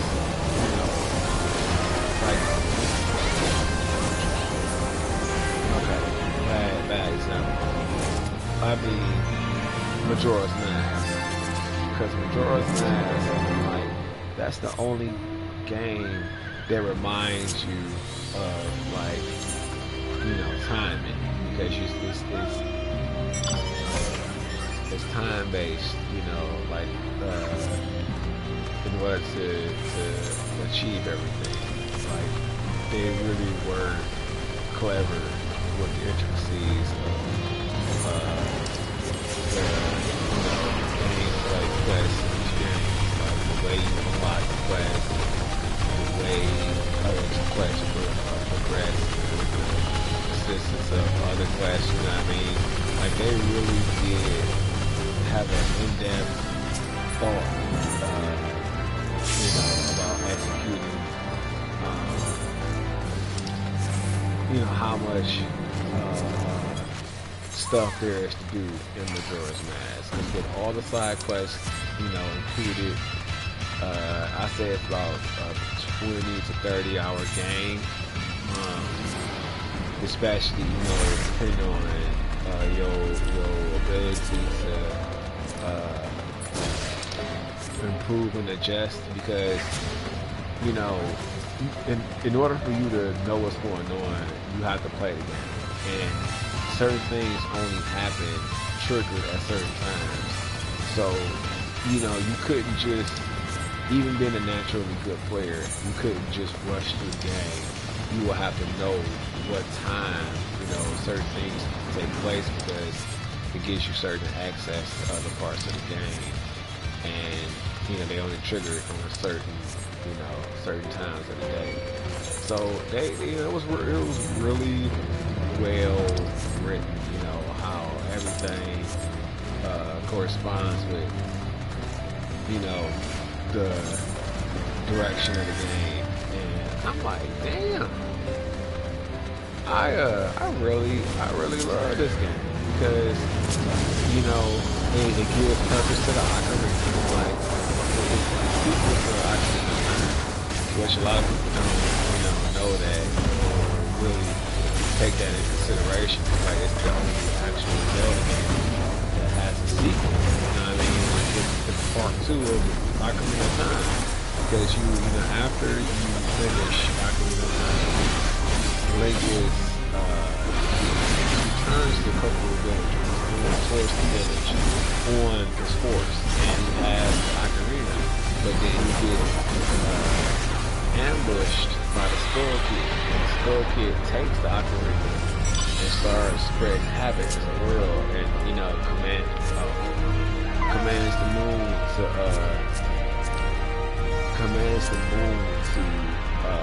you know, collide with the earth. And just the intro alone is like nerve-wracking because you're like, oh shit, what do I do? What do I do? How do I get past this? What do I do? Oh my god, the moon is getting bigger. Like, is the moon getting bigger, or am I fucking tripping? Like, is the moon getting bigger? Because I swear it got bigger. I could have sworn like it was like in the sky. Now it's like actually like right there in Link's face, and I'm like, is this supposed to happen, or am I tripping? You know what I mean? Like, it really gives you a sense of urgency. So it's just a lot of fun. It's just so much fucking fun. And then as you play, you know, it forces you to rewind time. And once you rewind time, like, you have all your weapons that you accumulated, but any money, you know, any progress you made within the story, as far as the side quest, is, you know, reverted back to the beginning. So you have to be really cautious about like how you spend your time and plan it out. So it makes you do things, you know, more than once, unless you got a strategy guide and you're just doing some strategy guide as you plan.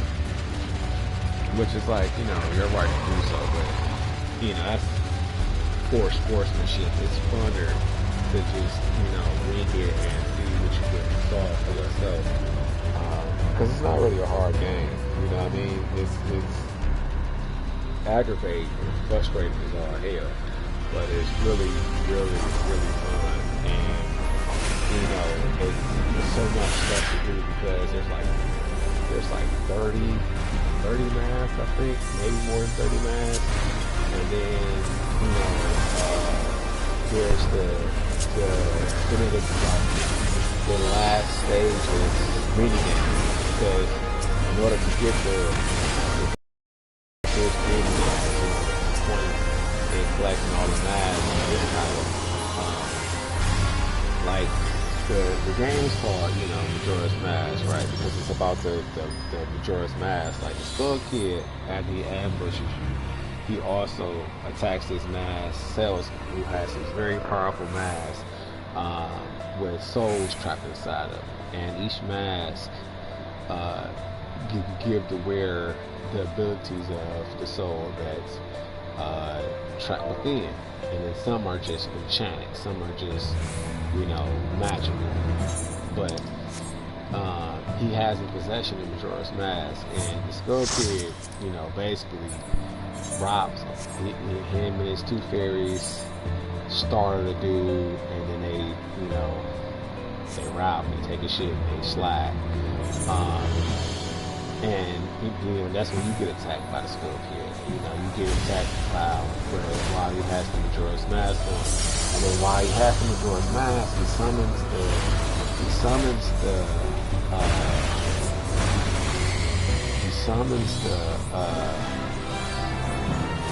moon, and then, you know, leaves you to die. And he transforms you into a Deku Squirrel. That's how powerful it is. So after, you know, you wake up from the encounter because you get your shit stolen, you're a Deku Squirrel trying to figure out what the fuck. And, you know, it's interesting because you do have to play as a Deku Squirrel until until you figure out how to transform back. And it's aggravating because it does take a couple of days to do it, and you know you have to do a lot of stuff after that immediately in order to really start playing the game. But they show you how serious it is. You know what I mean? Like the game is already super intense off the jump, because it's like, hey, bro, like, you know, the world about to end. What you gonna do? David, you know, like, are you sitting around putting your fingers, bro? Like, shit is popping off. You gotta hurry up. Like, people about to die. You know what I'm saying? The world is about to end, and you know you have to. So that little part right there, because I don't want to spoil it for you. You know, once you figure that out, you get to be, you know, start playing the game from the actual beginning, and not the pressure, highly stress induced. Oh my God, what the fuck am I supposed to do? You know, I'm panicking, losing my shit. Rage quit, because I don't know what to do. You know, if you're that slow. But it's just, you know, they don't really tell you. They just kind of like hope that you're paying attention to what's going on in order to figure out what you have to do in order to move, you know, past this hurdle, dealing with the skull. As soon as you overcome that, that's when the game opens up, and you can travel around, you know, as link, and once you get transformed, well, I mean, after that director's scrub, once you transform back into yourself, that's when you really get to play the game, because you have to do the director's scrub for a little while, and then once you get your uniform back, now you can play the game. And, you know, it's like so much new. There's the ocean zone, you know, part of, because I guess it's still higher. It's still higher, actually. Or maybe it's an arts information, I don't know, or just part of Hollywood, but, you know, another part of it. Because, like, you know, when you're in Coco Village, they have like the hidden woods or lost woods. The lost woods, depending on what route you take, it leads you to different destinations, and that's kind of what happens. Like you're going through lost woods at the beginning of Majora's Mask, and then you get ambushed by the Skull Kid and his two fairies, and then you get turned into that scrub, and you have to recover, you know, your horse and the ocarina that's taken from you. And once you do that, then you can play the game. But it's just so much stuff in the game, man. Like all the gear you get to get, you know, the Great Fairy Sword, fire arrows, light arrows, ice arrows, the hook shot, you know,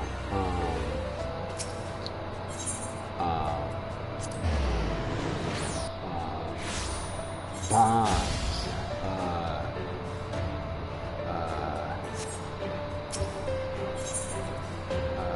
Deku seeds, you know, to stun enemies, magic beans, you know, you get a lot of stuff, you know what I mean, like item wise, and then you get the creatures, you know, the Goron, the Zora, the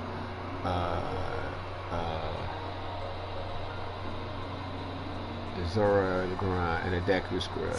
You know, you get to actually play as them, and they, you know, have their own unique abilities. Like the Goron can transform into a spiked ball, and you know, travel at super speeds and burst through anything that gets in its way. You can even damage other enemies, you know, if you're rolling at full speed. Fire. And Zora can surround themselves in an aura that's, you know, producing electricity, and it fries, you know, any opponent that touches it, and you can, you know, blaze through the water at lightning speeds, you know, that's over, like, for real. The difference between swimming at regular lick and swimming at Zora lick, man, like, blatantly obvious difference. But the game is fun, you know, it has so much to offer, and the quests are fun. Like, there's one quest where Link gets this mask that it's like, I don't know if he's a snake charmer or just a dancer, because the dance, you know, is when you play it, this Egyptian-like music comes on, or gypsy-like music comes on, and, you know, Link does this, like, pose, and then he dances, you know, from left to right, and then gets back into the pose, and then, you know, dances from left to right again. And when I first saw it, I, you know, couldn't help but to choke, because I was like, what the fuck, Link can dance now? And the mask doesn't have a face. It has the face of the guy who created the dance, but it's at the top, and it looks like a piece of hair. But the, you know, part where the face is just one. So I was like, But once you get that mask, you know, you get it from this guy. He's a ghost. Like, he doesn't know he's dead, and you catch him out late at night, and you go to him and you play your ocarina, the song of healing, and he basically gives you, you know, himself. Like, once you heal his sorrow, his spirit turns into a mask, and then you put on a mask and it gives you the ability to dance like him. And you teach this dance to these two circus performers, and you get a heart for it. Basically, that's the purpose of it, increase your heart meters. But you know, it's one of the side quests you can participate in if you want to, you know, increase your health. But I love the game because it's like a lot of different masks that you can get. Like, there's the frog mask that allows you to compose music with frogs. There's the bomb mask where it's literally, it turns your face into a bomb. There's the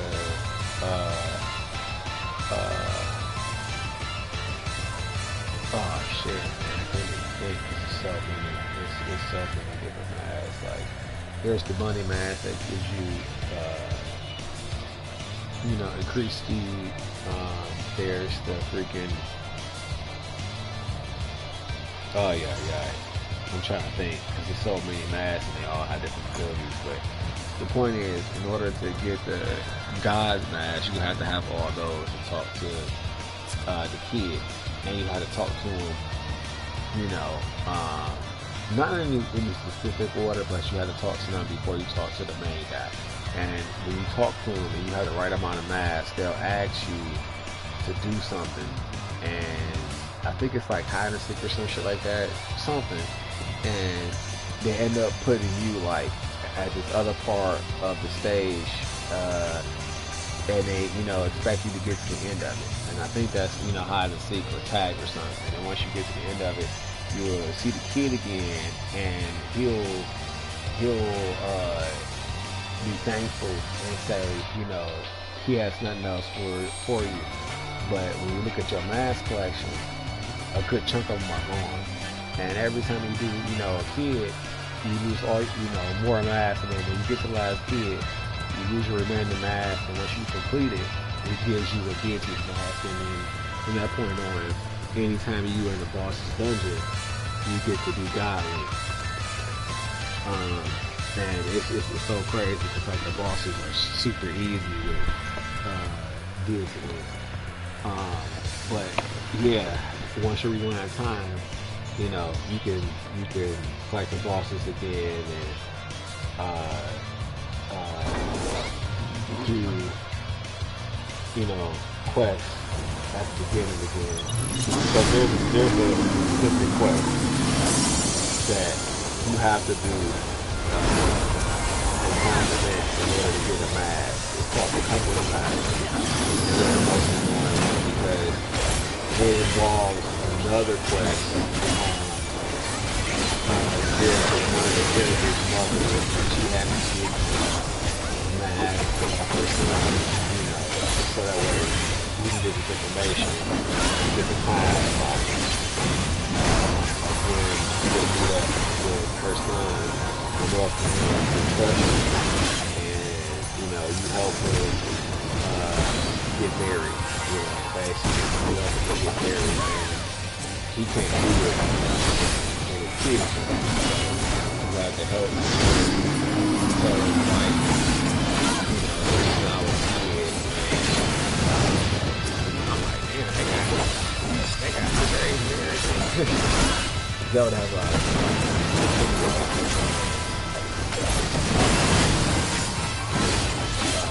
it's, you know, a really so each zone has its own attachment. When you're dealing with the package like there's a person and her friends are just playing for it, but her friends are on execution. And she wants you to save the friend, but the friend wants you to save her. And you know, their water supply is polluted dealing with the temple corruption. And then there's the Goron who is, you know,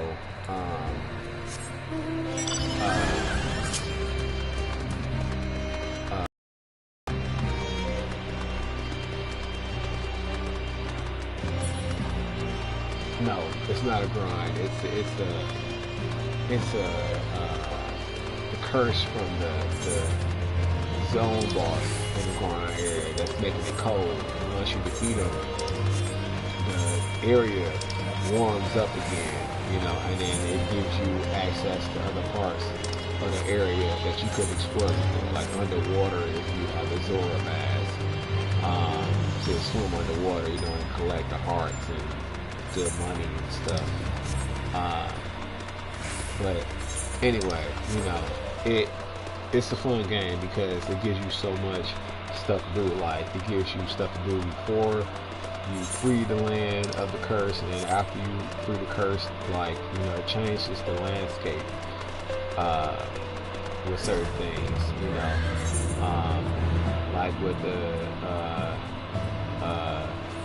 Deckers, once you clean the water, now you have the boat mini game that's available now, and you can you know, travel the water now and see what else is, you know, around, because there is other stuff that's, you know, laid out in that area that can't be or it can be accessible, but it's really dangerous with the poisonous water. But once the water is no longer poisonous, you know, you can explore it at your own leisure instead of being extra cautious about, you know, dying if you slip into the water. But anyway, that's just, you know, one area. And then there's the Zora stage where, like,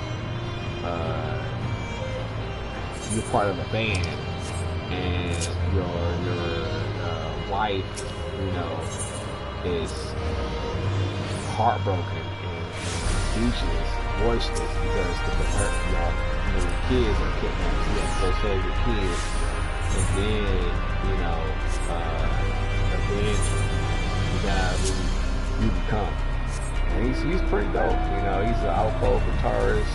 The game is fire, period. Like, it's a really dope game. And I'm like, man, you know, I thought we were moving forward with the Zelda combat features and gameplay mechanics. And I'm like, well, you know, that was dope. And I feel if you're not gonna continue those type of abilities, at least make a remake. At least give me a remake. Like, please give me a remake, you know. Make it way bigger. And you know,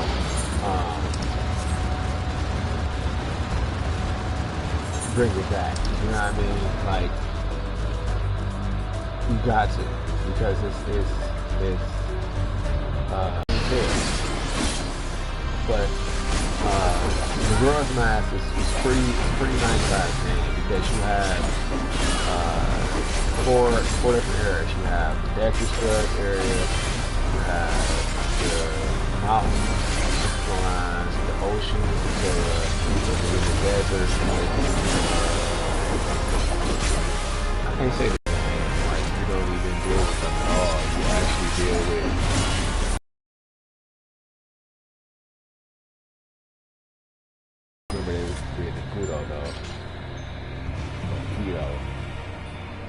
Gordo, Gudo, or that, but yeah, the Gudo Fortress, yeah,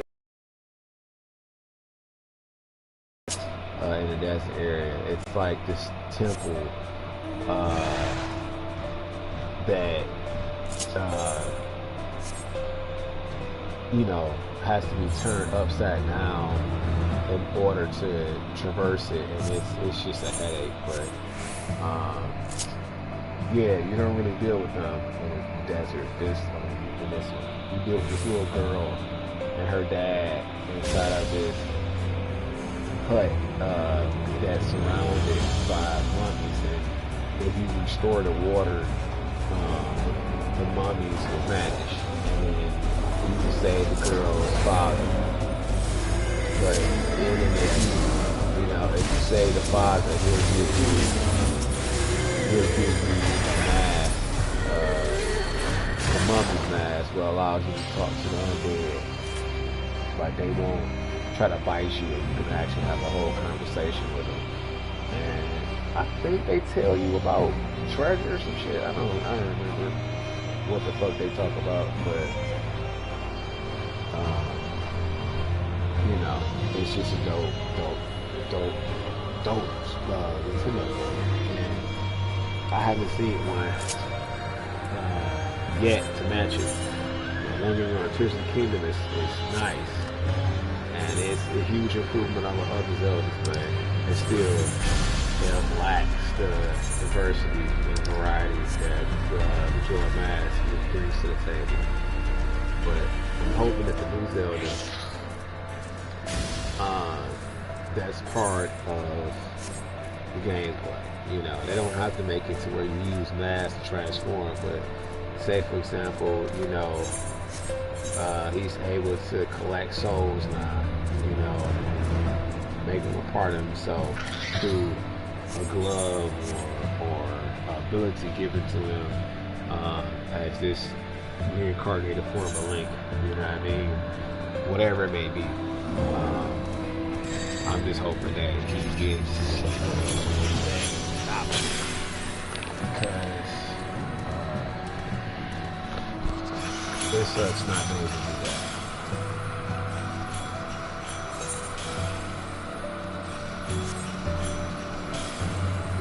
Let me see something.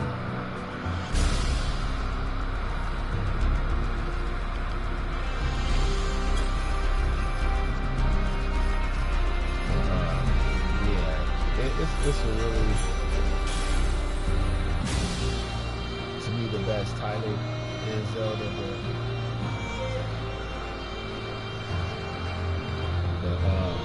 yeah, I'm cool with I'm cool with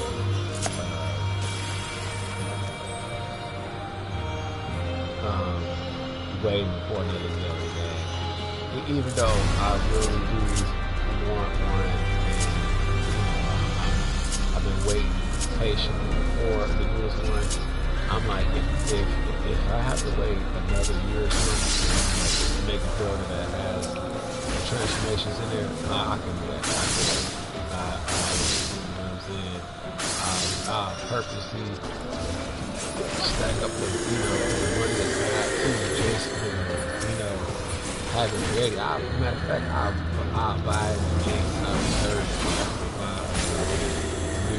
that was going to be part of the Zelda, guaranteed. Like, they got my money. They ain't even got to tell me, about how big the game is or who the new threat is. Like as soon as they say, "Oh, you can transform with this one," to the creatures, the Zora, the bird, the you gotta say no more. Where do I give you my money? You know what I'm saying? Do I give it to you online? Like, I can't take my shit. Because I would buy the game and not even have console. Just so when I, get the console, I got the game ready. Like, that's how stoked I am about that. And, serious, for real. But they haven't done that, so I'm just waiting. But, so far, no game is topping,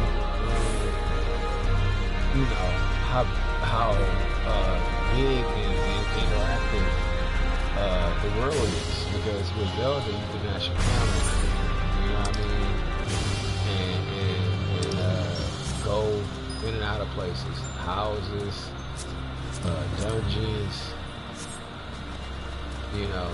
Or I won't say dungeons, but like underground and then in the sky, and then other games didn't have it like that. And the crazy part about it, it's so cartoony too. So it's just really, really nice. It's really nice how animated it is, and how vast it is. Because it's like, damn, you guys really did consider as much as possible for making this title, as far as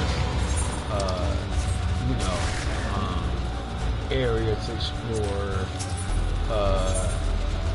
not only the area but variations in transportation,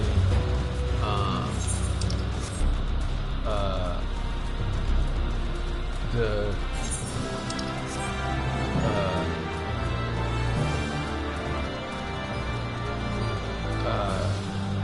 materials given to you to create. They gave you a vast variety to make all kind of concoctions, all kind of contraptions to use to fight with and to get around with. Like, they really thought about a lot of stuff, and then being able to make weapons on the go. I was like, damn, like they really, took their time, man. I'm like, if that's what it takes, okay, then I can patient. You know what I mean? Because the Zelda was worth the wait. When it came out, I wasn't looking that much. I was still salty that she couldn't transform, but I was glad that she could actually, really be rest assured that the game is huge. You know what I mean? Like, it takes a while to wrap things up, and that was some speed through the game. I was like, this is really a lot of stuff to do, and it takes time to it takes time to accumulate, the tools you need to progress through anyway. But then once you certain levels in your weapons, and then you can win, with cheaper shit if are determined enough, and dodge and preserve as much of your HP as possible. But some of it's gonna be like, require you to have stronger gear, because the enemies pack a certain punch, and then two, certain abilities to utilize. But really, they made it so you can play any part of the game. You know what I mean? Like, say, for example, if you start the game off and you go around an area, you know what I mean? Like, you can, or you can go, but it's challenging, you know, and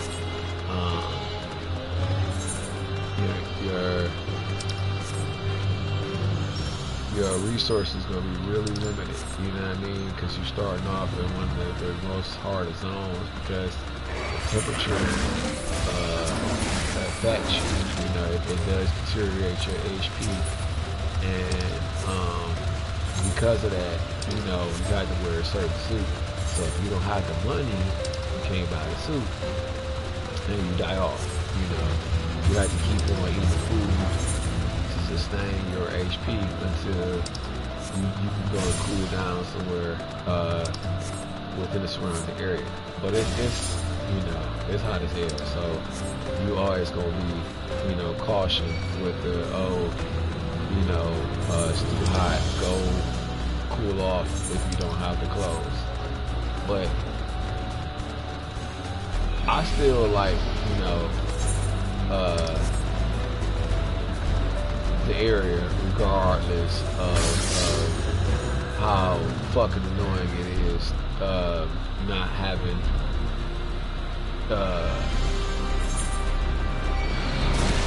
a costume, you know, that protection with heat resistance, in order to be in that area. It sucks, but you know, once you get it, it's like, okay, let's see what's going on over there, and it happens to be one of the more rewarding areas because you get so many crystals, you know, in that area that you can trade in to build if you're broke. So it is a good place to start from, you know, if you want to work on your pockets first, you know, and get the hardest area out the way. Because once you do it, everything else is pretty much in the bag. You know, the only other challenging one is the desert. But other than that, all the other zones are pretty easy. But they are kind of tricky though, because they do require some puzzle solving and innovative thinking. But you know, it's a fun game. And I'm like, yeah, Nintendo, that's what I want. You know, but anyway, back to Final Fantasy. I'm like, they have a nice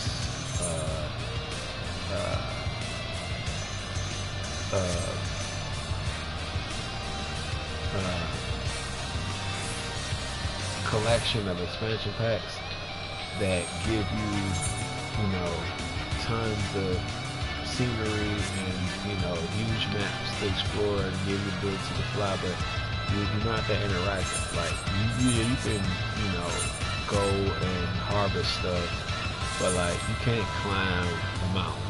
You can't, you know what I mean? Like, on Zelda, you can climb the mountain. You know what I mean? Like, any mountain you see that you come in contact with, even when you're flying, you can just hop off your you know, transportation and climb the wall, because it's that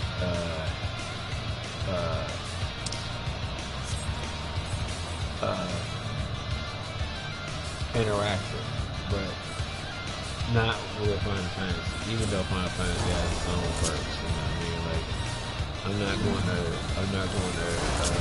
penalize Final Fantasy for not having, you know, the ability to interact with mountains via climbing. You know, that's small to hold against it when you have so much stuff to be thankful for within the game that other games can't, you know,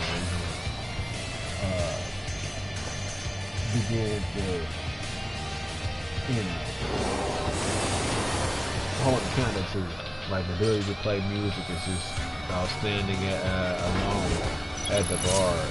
You know, other classes or other games don't even allow it.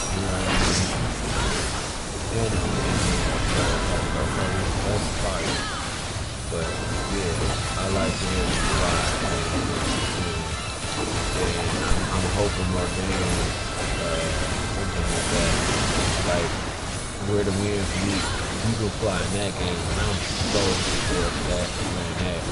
And then there's a couple other ones I saw that are coming out that allow you to fly before the game, but I have to get the names. Cause when I seen them, I was watching like 20 of the greatest, you know, or like these style of games coming out, you know, in 2006 on YouTube, and I said, oh, okay, some of these I can actually dig it, and I'm looking out for, like, I remember the name off the rip, like, Ninja Gaiden 4, I said, okay, I gotta get that. I saw that they were releasing new Tomb Raiders. So I gotta get that. You know what I mean? Like stuff that I know for certain. I remember the things that like in my attention. Like this a new game, a new company. I never forget, but I did forget what it is neat because I love Chinese culture. You know, the food, some of the food. Because I hate the fact that they do a lot of pork, but I do like the fact that, you know, they use a lot of fresh vegetables, and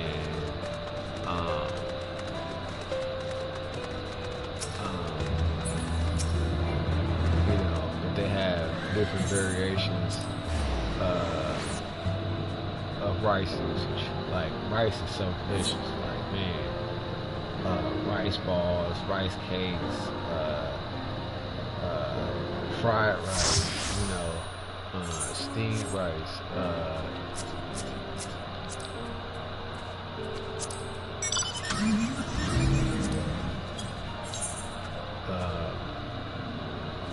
you know, rice wine, like it's just a lot of shit that they do with rice, you know, that I have no complaints about, you know what I mean? And besides, like, I like their steamed buns and curry and, you know,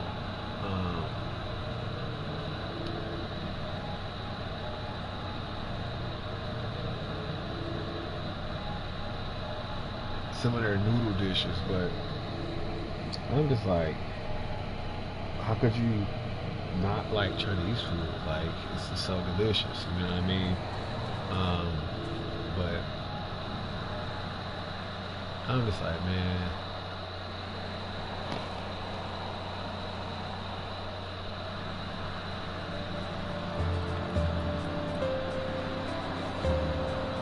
I lost my train of thought. It was so stupid. This is the longest party I've been in, and it seems like, you know, it's dying out though, but I'm gonna do this PT until it ends, and then I'm gonna do Pagos the next couple postings, and then once I do Pagos twice, full run, then I'll make the last 2 weapons, and then I'll start for a while, and then I'll just do PvP and some more in-game content that's not Shadowbringers, you know, to do all prior stuff. And then once I get that out the way, I'll just do Shadowbringers. I'll get out of Shadowbringers in Walker and Dawn Trail for the friends, you know, when they come back. Or if a friend doesn't come back, you know, when I get a chance to meet with the other YouTube that I will play with.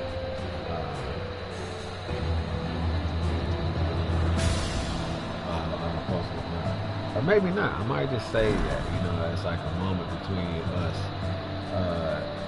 Cause I'm like, I'm a type of person that like have to, you know, like I like putting content on my page when I play with friends or people or like family or whatever. But you know, I don't like to post it, and I'm not trying to hide. You know, I'm not really gonna lie.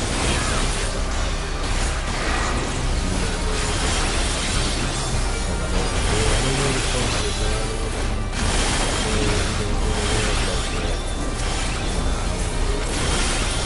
People that I appreciate and I, you know, I hate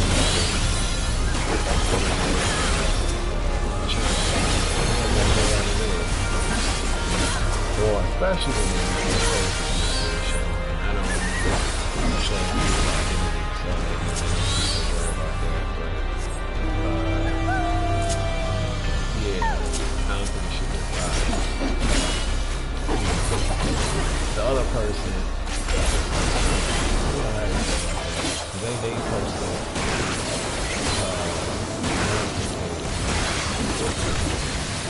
but I went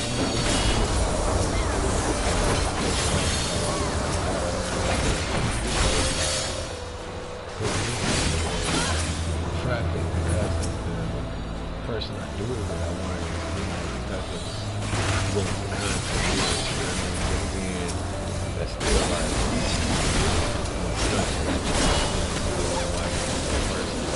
that's the thing that I'm working on. Like, that's kind of thing. This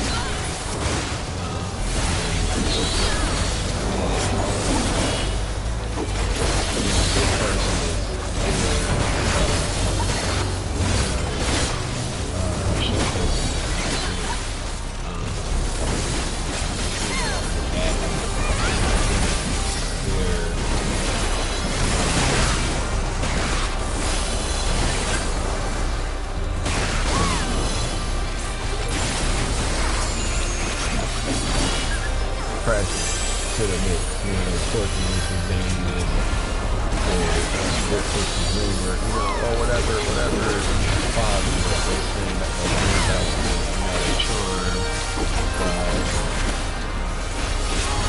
quick wit, whereas but, you know, makes that person stand out.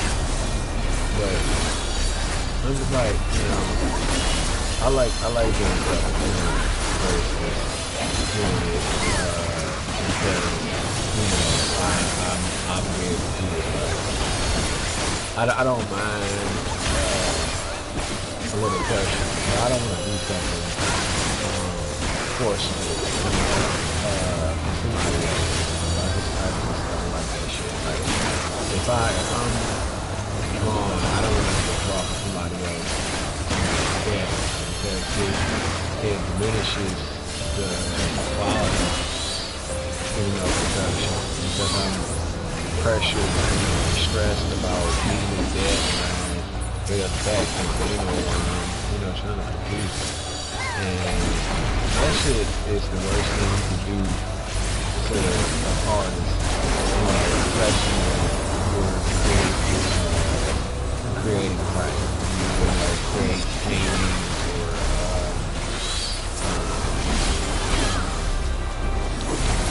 sketches, you know, or new designs. It's like, fuck, man, let me, you know, have a clear mind while I'm doing it. Because you take away, you know, my inspiration, you know, my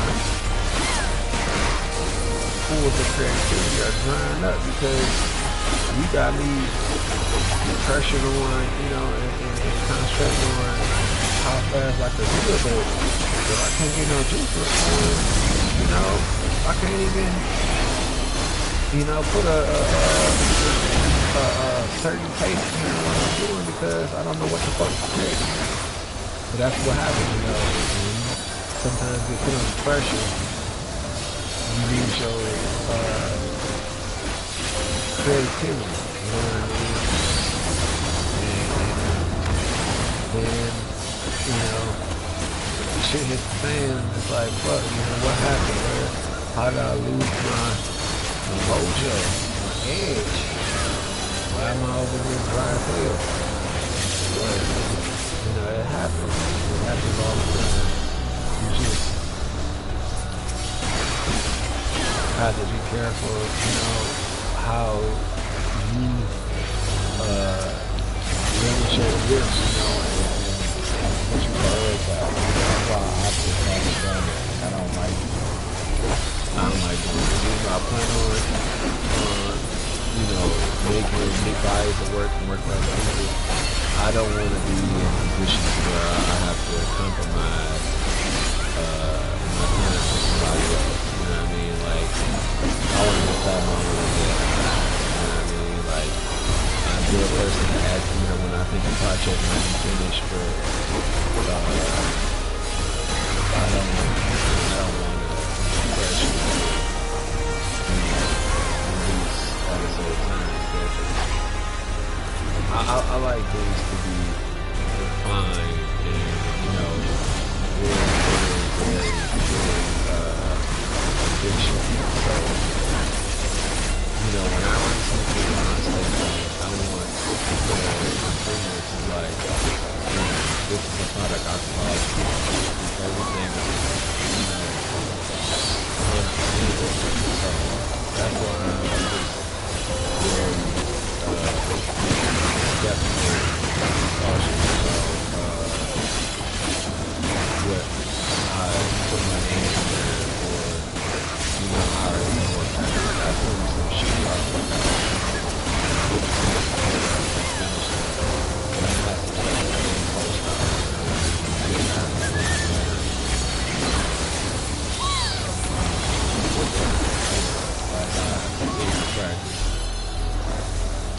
like, I have a bad habit of posting unfinished artwork a lot.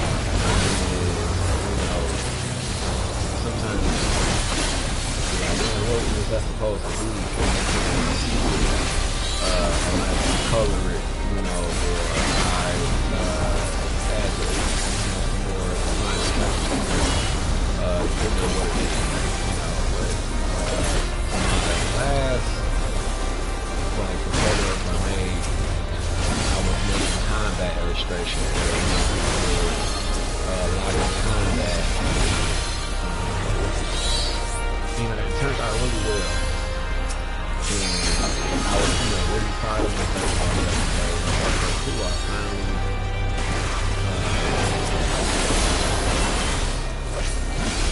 kind of taking the next step where, you know, animation, because I usually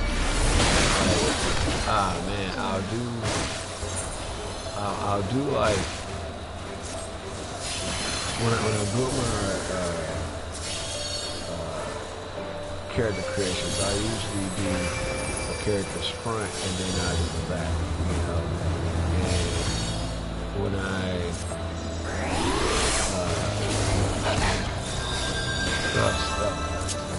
got more serious, I started doing not only front and back, just standard illustrations. I started doing, you know, different poses just to get my proportion more rounded. I started doing these poses, and I got used to that, and I started doing that.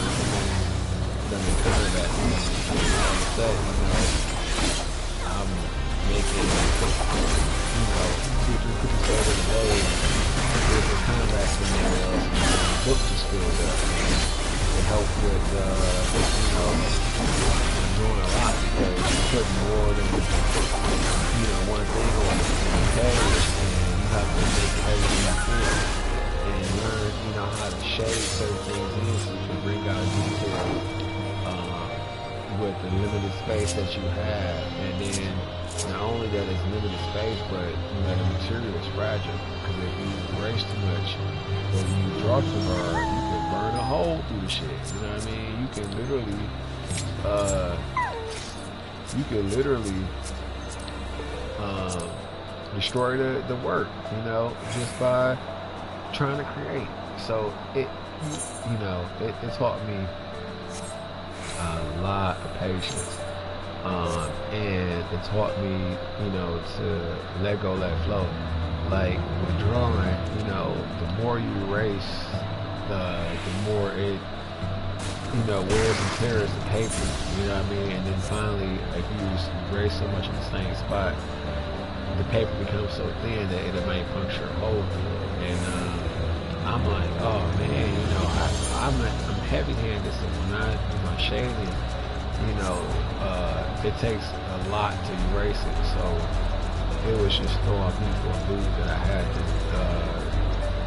start my pictures all the way from scratch again because of that. But now that I practiced it to the point to where like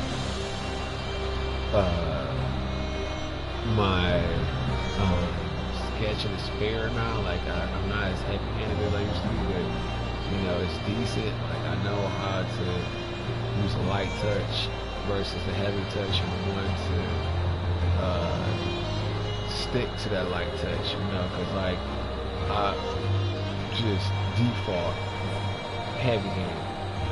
Blind's too dark when I'm doing my exoskeleton, you know, and my proportionate, you know, using shapes to mold. I'm just like, fuck, you know, because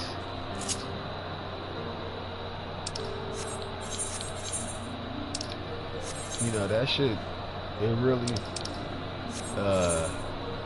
really affects you, you know.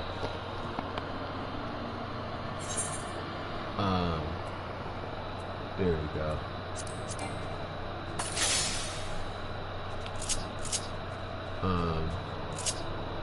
Why that guy bring me here? Yeah, you know, I don't, damn, I just got distracted because I was like, why he bring me here when there's an NM on the map? I don't understand that. Like, bro, you could have just took me to the NM and I could have got my fight on, and now I lost track of thought.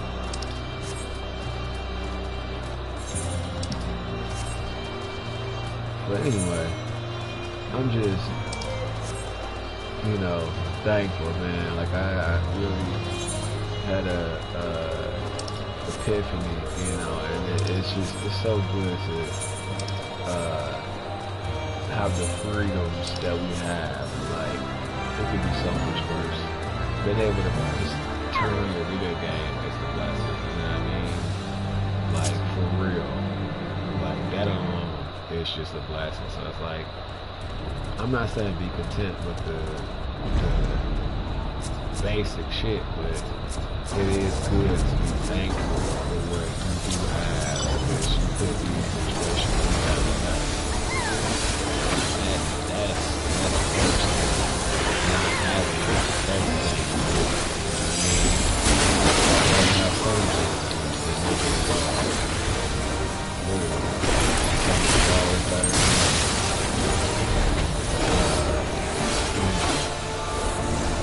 I can't say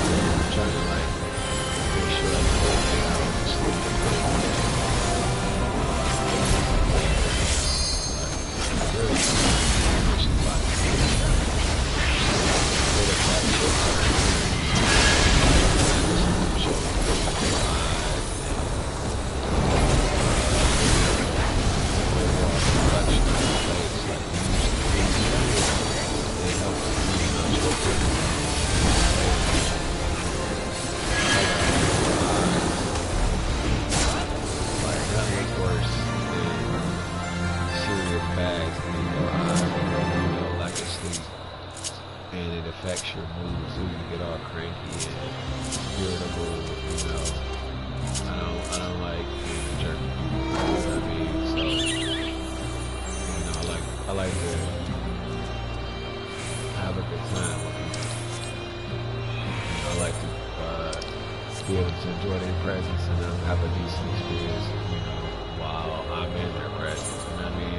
I don't like to be remembered as a jerk or a person that was just inconsiderate or really, really mean. You know what I mean? Like I don't want to leave people with a shitty experience. You know, I was like, all I do is cool. Like I had a good time, man. It was fucking funny, or you know, I had a great time in that match of Street Fighter. Like, bro, he gave me the business, you know, or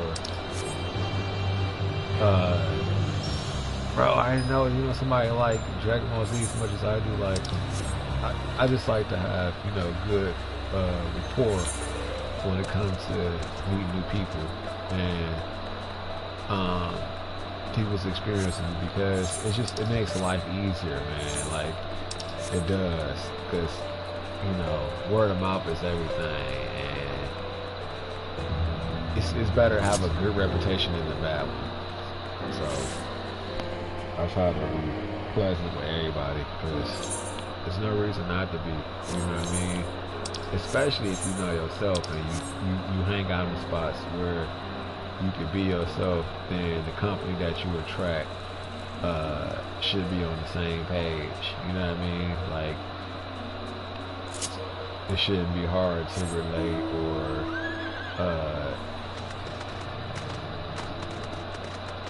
you know, deal with them kind of folk when you're being real with yourself. But let's see. You know, I don't even have anything for him to augment. Oh. So maybe I really gotta go back to Paco. Well, okay. That sucks, but whatever. I want some chips so bad, but I'm trying to cut out my late night snacking because it causes a gut, and I don't like that shit. Player search. Oh, yeah, see, it's a good amount. It's probably like 15 people total, but do I really want to be on here? Damn, see, I gotta go. It's like 1 o'clock in the morning, and I'm sleepy, so I'm gonna just call it a night. But I am thankful though. Like, I really appreciate all the people that are on tonight, and them giving me the opportunity to be in a large part of the pool party, actually. Like, that's a blessing. I usually try to slide out when parties like this. I try to stay until, you know, it's bands, but I'm really sleepy. I got to get up early, so I'll probably call it tonight, but it's something to regret if I do, because these people don't, you know, I mean, usually these places do that for real, so, or at least, yeah, acting. Or maybe it was just my time, I don't know. But I do need to go to bed though, so I did pretty well. I got, let's see, I got,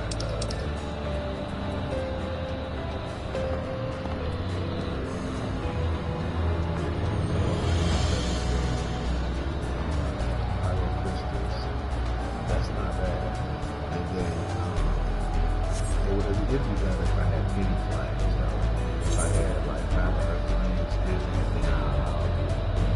like, good in my room right now. That's a guaranteed weapon. So, we'll do that.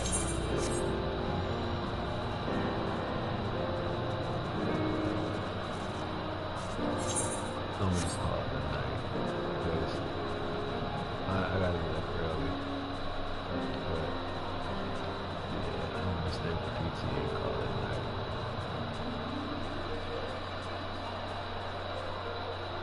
Damn. Oh, I could wait for Penny. But they told us in 48 minutes. Like, that's a long ass time, though. I'm gonna just wait, maybe, and get a snack, and then come back. I don't know. That's a long time. Anyway.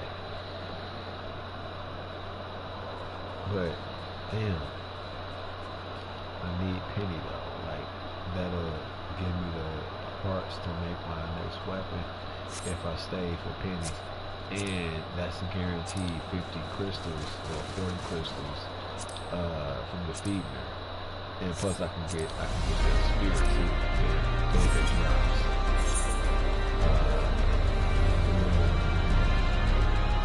And then fire and see what I'm gonna go grab some crackers. Something to drink real quick. I'll be right back. Give me a sec.